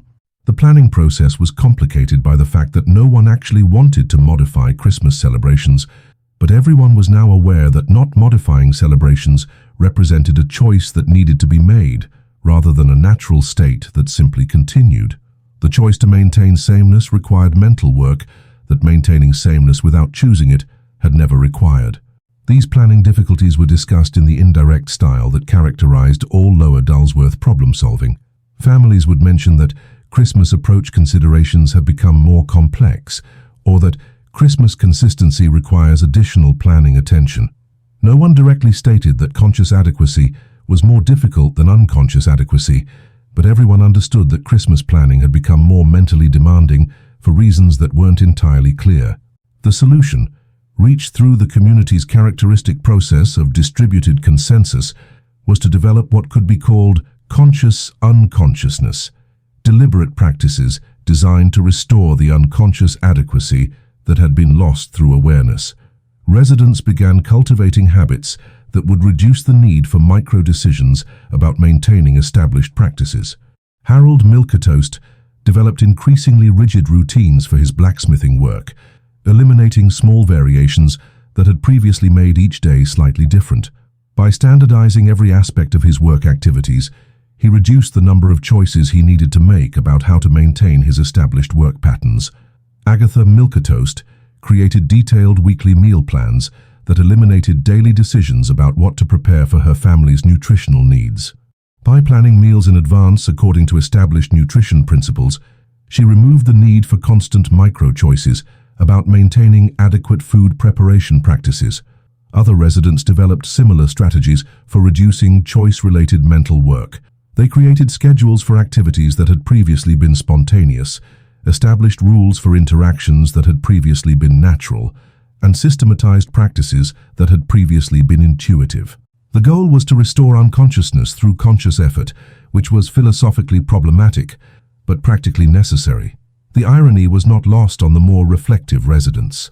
Percival Mediocre noted in his journal that efforts to reduce effort appear to require effort. Routine Brown observed to his wife that work to eliminate work has created additional work. The community was expending considerable mental energy to recreate the mental simplicity that had been lost through awareness, but the strategies were largely successful. By Christmas 1848, Lower Dulsworth had developed sufficiently rigid routines to reduce the cognitive load created by conscious adequacy. Christmas proceeded according to newly established patterns that were designed to replicate the old patterns of unconscious celebration, but with enough systematization to minimize choice-related mental work. Christmas 1848 was therefore both identical to and completely different from Christmas 1847. The activities were the same: Christmas verification, regular church service, adequate family meals, normal daily activities, but they were now performed according to conscious plans rather than unconscious patterns. The consciousness was hidden beneath layers of deliberate routine, but it was consciousness nonetheless. The success of conscious unconsciousness came at a cost that wouldn't become apparent until several years later. The mental energy devoted to maintaining unconscious adequacy through conscious effort was sustainable in the short term, but exhausting in the long term. Residents were gradually wearing themselves out through the effort of not making efforts, creating a slow-motion philosophical crisis that manifested as increasing fatigue, decreasing spontaneity, and subtle but persistent dissatisfaction with practices that had previously been completely satisfying. By 1850, Lower Dulsworth had developed what historians would later recognize as terminal adequacy syndrome, a condition where the maintenance of adequacy requires so much conscious effort that adequacy itself becomes inadequate. Residents were working so hard to maintain their low-effort lifestyle that they no longer had the energy to enjoy the benefits that the low-effort lifestyle was supposed to provide. This syndrome was invisible to outside observers and barely perceptible to residents themselves, but it created the conditions that would eventually lead to Lower Dulsworth's gradual abandonment. The village didn't fail because of external pressures or internal conflicts, but because the philosophical contradictions introduced by consciousness of adequacy made unconscious adequacy impossible to maintain. The Christmas of 1847, with its red door handle and 14 seconds of radiant illumination, had accidentally initiated the process by which Lower Dulsworth would eventually dissolve into historical obscurity.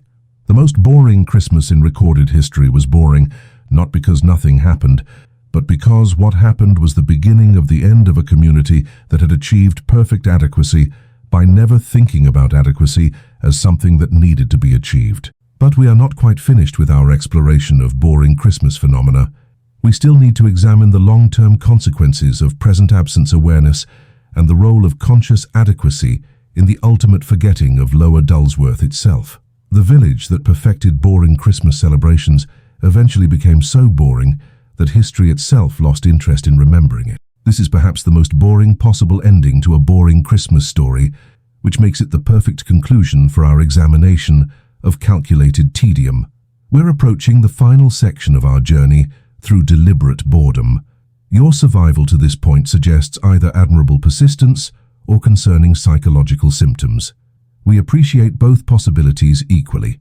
The long-term consequences of Christmas 1847 extended far beyond the immediate effects of conscious adequacy.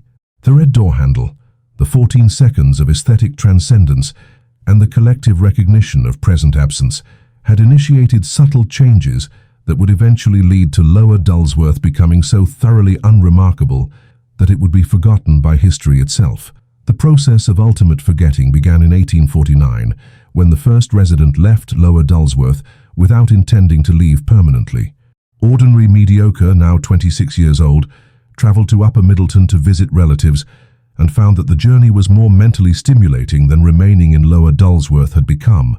The stimulation wasn't overwhelming or unpleasant, but it was noticeable in ways that life in Lower Dulsworth was no longer noticeable. Ordinary Mediocre extended his visit for several weeks, not because Upper Middleton was particularly exciting, but because it required less mental effort than maintaining conscious adequacy in Lower Dulsworth. In Upper Middleton, he could simply respond to circumstances as they arose without constantly confirming that his responses were consistent with established patterns of adequate response. When Ordinary Mediocre eventually returned to Lower Dulsworth, he found that readjusting to the cognitive demands of conscious adequacy was more difficult than he had expected. The village that had once felt naturally comfortable now felt artificially maintained. The practices that had once been unconscious now seemed deliberately unconscious, in ways that made their unconsciousness obviously conscious. Other residents began taking similar trips, initially for practical reasons, visiting relatives, conducting business, attending to matters that required travel, but increasingly for the psychological relief that temporary absence from Lower Dulsworth provided. The relief wasn't from Lower Dulsworth itself, but from the mental work required to maintain unconsciousness in a community that had become aware of its own unconsciousness. These temporary absences created what sociologists would recognize as comparative consciousness, awareness that other places operated according to different principles that might be less mentally demanding than the principles that Lower Dulsworth had developed to maintain its characteristic adequacy. The comparison wasn't evaluative. Residents didn't prefer other places, but it was informative. They recognized that other approaches to daily life existed and functioned successfully. The first permanent departure occurred in 1851, when Frederick Blanderson decided to relocate to Greater Borington. His decision wasn't based on dissatisfaction with Lower Dulsworth, but on recognition that he could live adequately in Greater Borington without the mental effort required to maintain conscious adequacy. The decision was practical rather than emotional, motivated by cognitive economics rather than personal preference. Frederick's departure created the first gap in Lower Dulsworth's social fabric since the village's founding. The gap was filled by the remaining residents adjusting their social patterns to accommodate one fewer participant, but the adjustment required conscious modification of established social practices, which added to the cognitive load that was already making Lower Dulsworth life increasingly effortful. More significantly, Frederick's departure established precedent for leaving Lower Dulsworth, which had previously been conceptually impossible because leaving hadn't been recognized as an available option. Once residents understood that departure was possible, remaining became a choice that needed to be continually reaffirmed rather than a natural state that simply continued. The choice to remain required the same kind of micro-decision-making that was already exhausting residents' mental energy. Every day, every resident now made an unconscious choice to continue living in Lower Dulsworth rather than living elsewhere, and this choice-making added to the cognitive complexity that was gradually undermining the village's philosophical foundations. By 1853, Lower Dulsworth had lost 3 more families. The normals relocated to Adequate Heights, the regulars moved to Standard Valley, and the unremarkables transferred to Forgettable Falls. Each departure made remaining more consciously chosen and therefore more mentally demanding for the residents who stayed. The departures followed a pattern that demographers would recognize as philosophical emigration, relocation motivated not by economic opportunity or social conflicts, but by the psychological unsustainability of maintaining artificially natural practices. Residents left Lower Dulsworth because living there had become too much work, even though the work was invisible and the difficulty was philosophical rather than practical. The remaining residents responded to decreasing population by developing increasingly elaborate systems for maintaining community functions with fewer participants.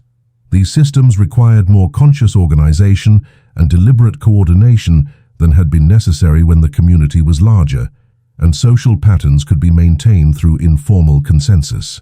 Christmas celebrations during this period became increasingly systematized, as fewer families meant that traditional patterns needed to be artificially maintained rather than naturally occurring.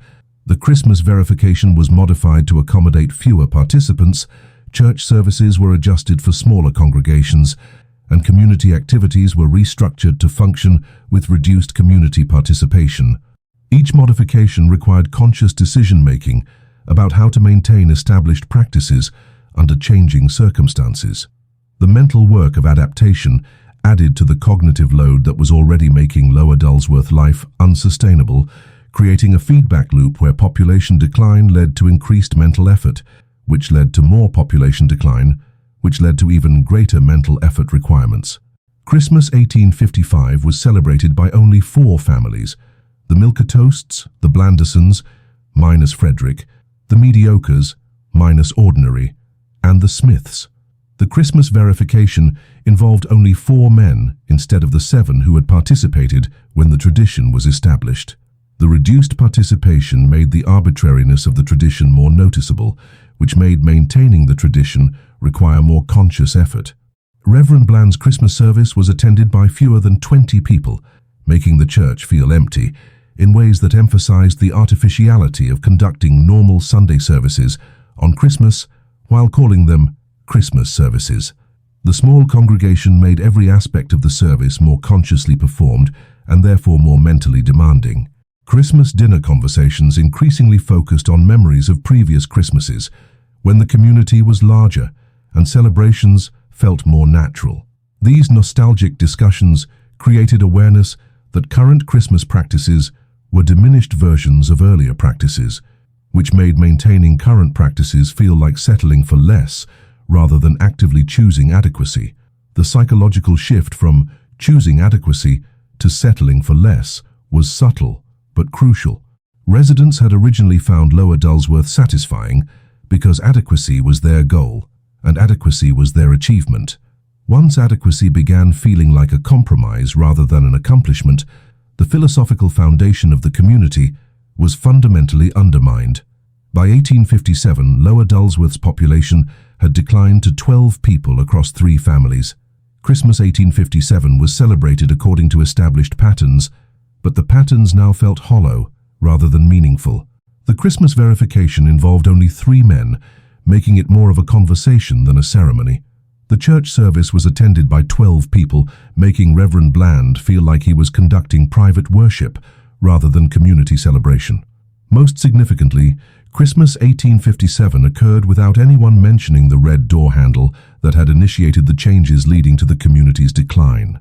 The handle was still red, still attached to the White cottage, now empty since the Whites had relocated to Invisible Township, but its significance had been forgotten as residents focused on the more pressing concerns of maintaining community functions with insufficient population. The forgetting of the red door handle represented what historians would recognize as causal amnesia, the loss of memory about origins and causes when consequences become more immediately important than precedents. Lower Dulsworth residents had forgotten how their current difficulties began because they were too focused on managing current difficulties to remember their sources. Christmas 1858 was the last Christmas celebrated in Lower Dulsworth according to established community traditions.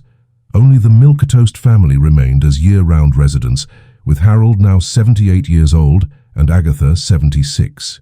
Prudence Milquetoast, now 42 and unmarried, served as the community's sole representative for activities that had previously involved the entire village. The Christmas verification was conducted by Harold Milquetoast alone, who announced to himself that it was Christmas and confirmed his own announcement. The church service was attended by 3 people, making it the most intimate Christmas worship in the village's history. Christmas dinner was prepared and consumed by the Milquetoast family, who maintained conversation patterns designed for larger gatherings despite being only 3 people. The psychological strain of maintaining community traditions with inadequate community participation was evident in all aspects of Christmas 1858.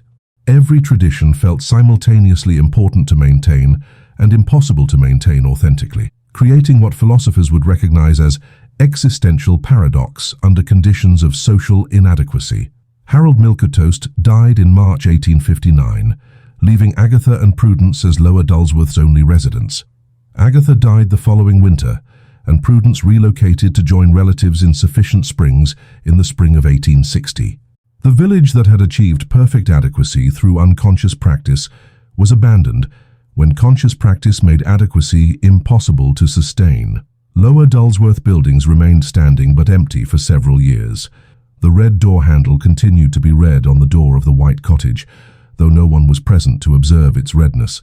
Weather continued to be adequately adequate, but there were no residents to benefit from its adequacy. The village existed as a collection of empty buildings that represented the failed attempt to maintain unconscious adequacy through conscious effort.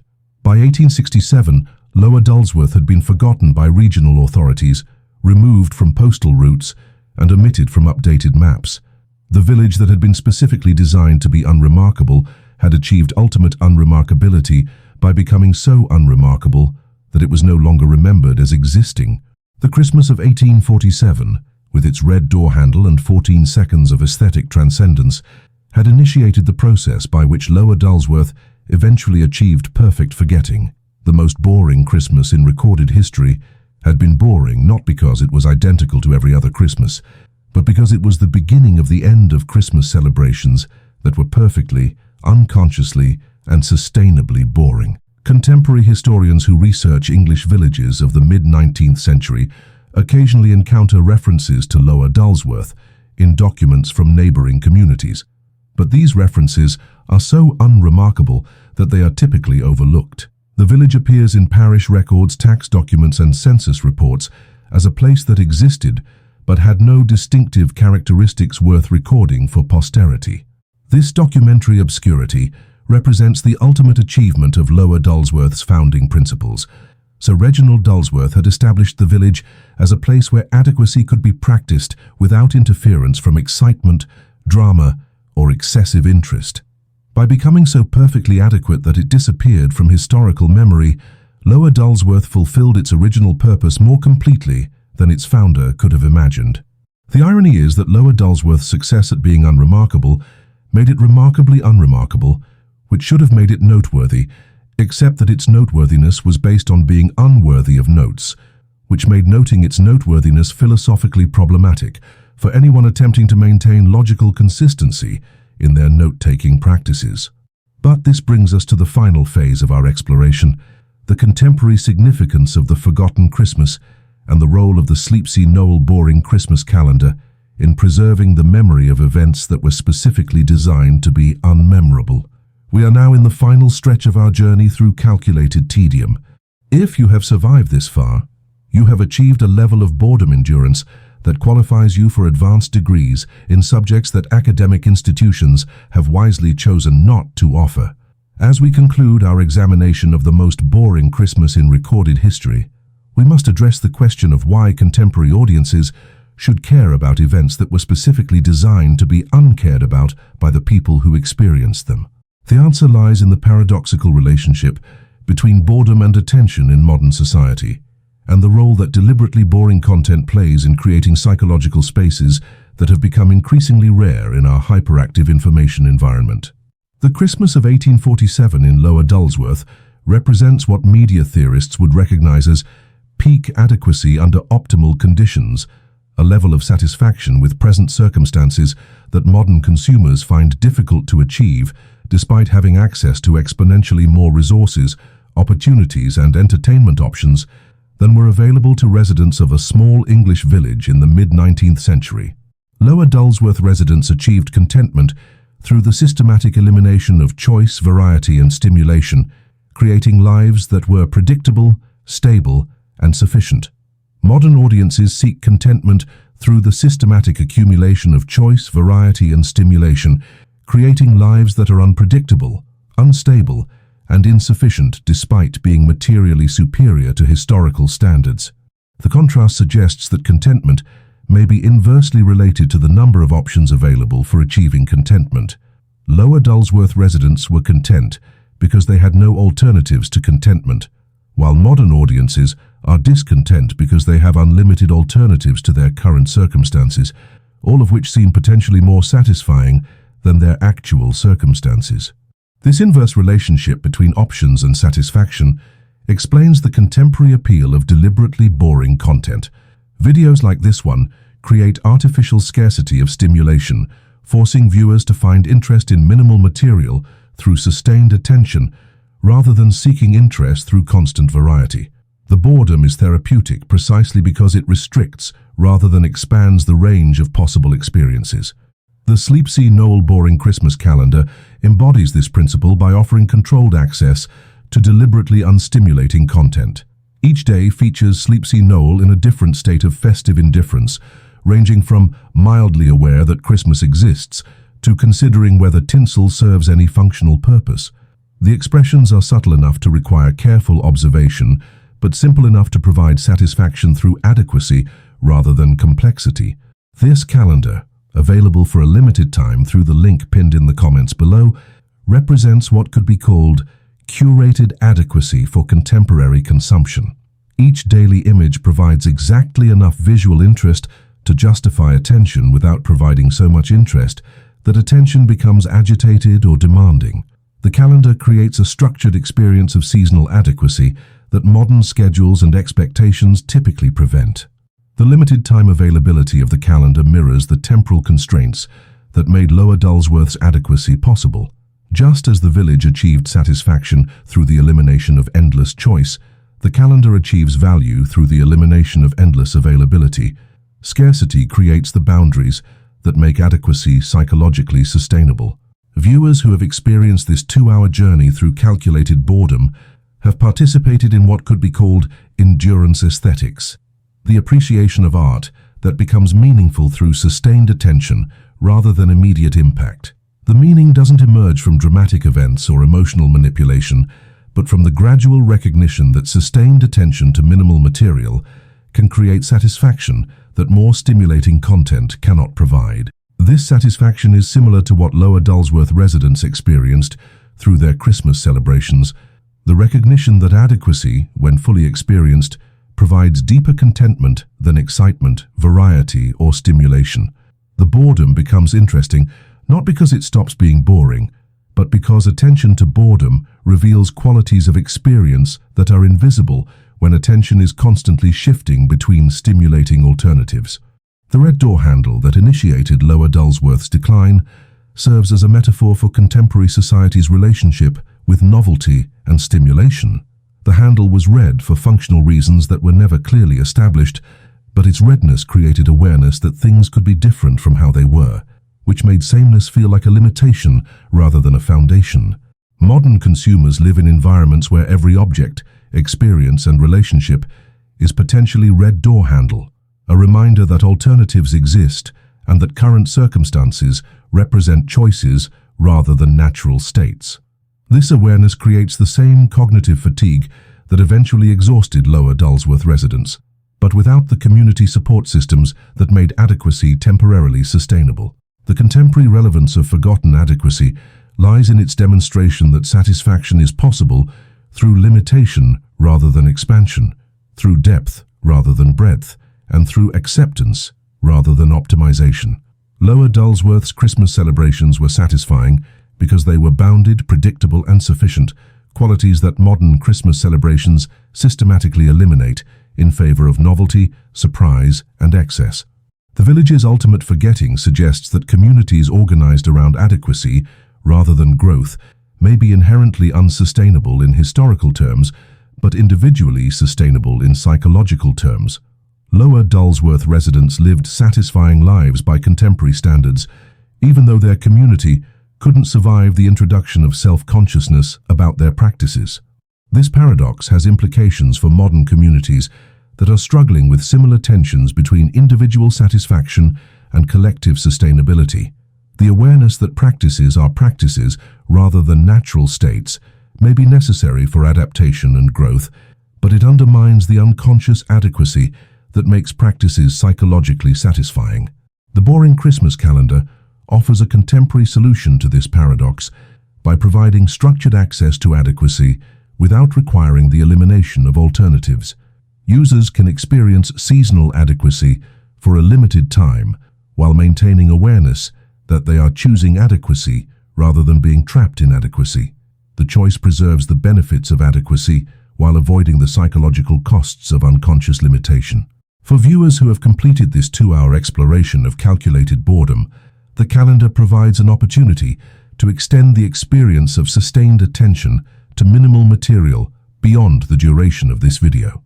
Each day's image requires the same kind of patient observation that this video has cultivated, creating a daily practice of adequacy appreciation that can function as a counterbalance to the overstimulation that characterizes contemporary media consumption.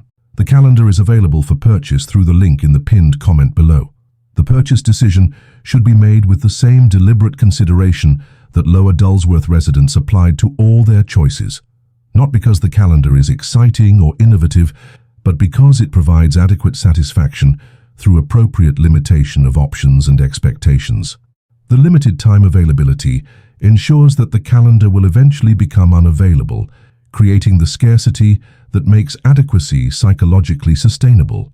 Users who acquire the calendar will have access to controlled doses of seasonal adequacy, while users who don't acquire it will have the satisfaction of knowing that they made a conscious choice about their relationship with deliberately boring content.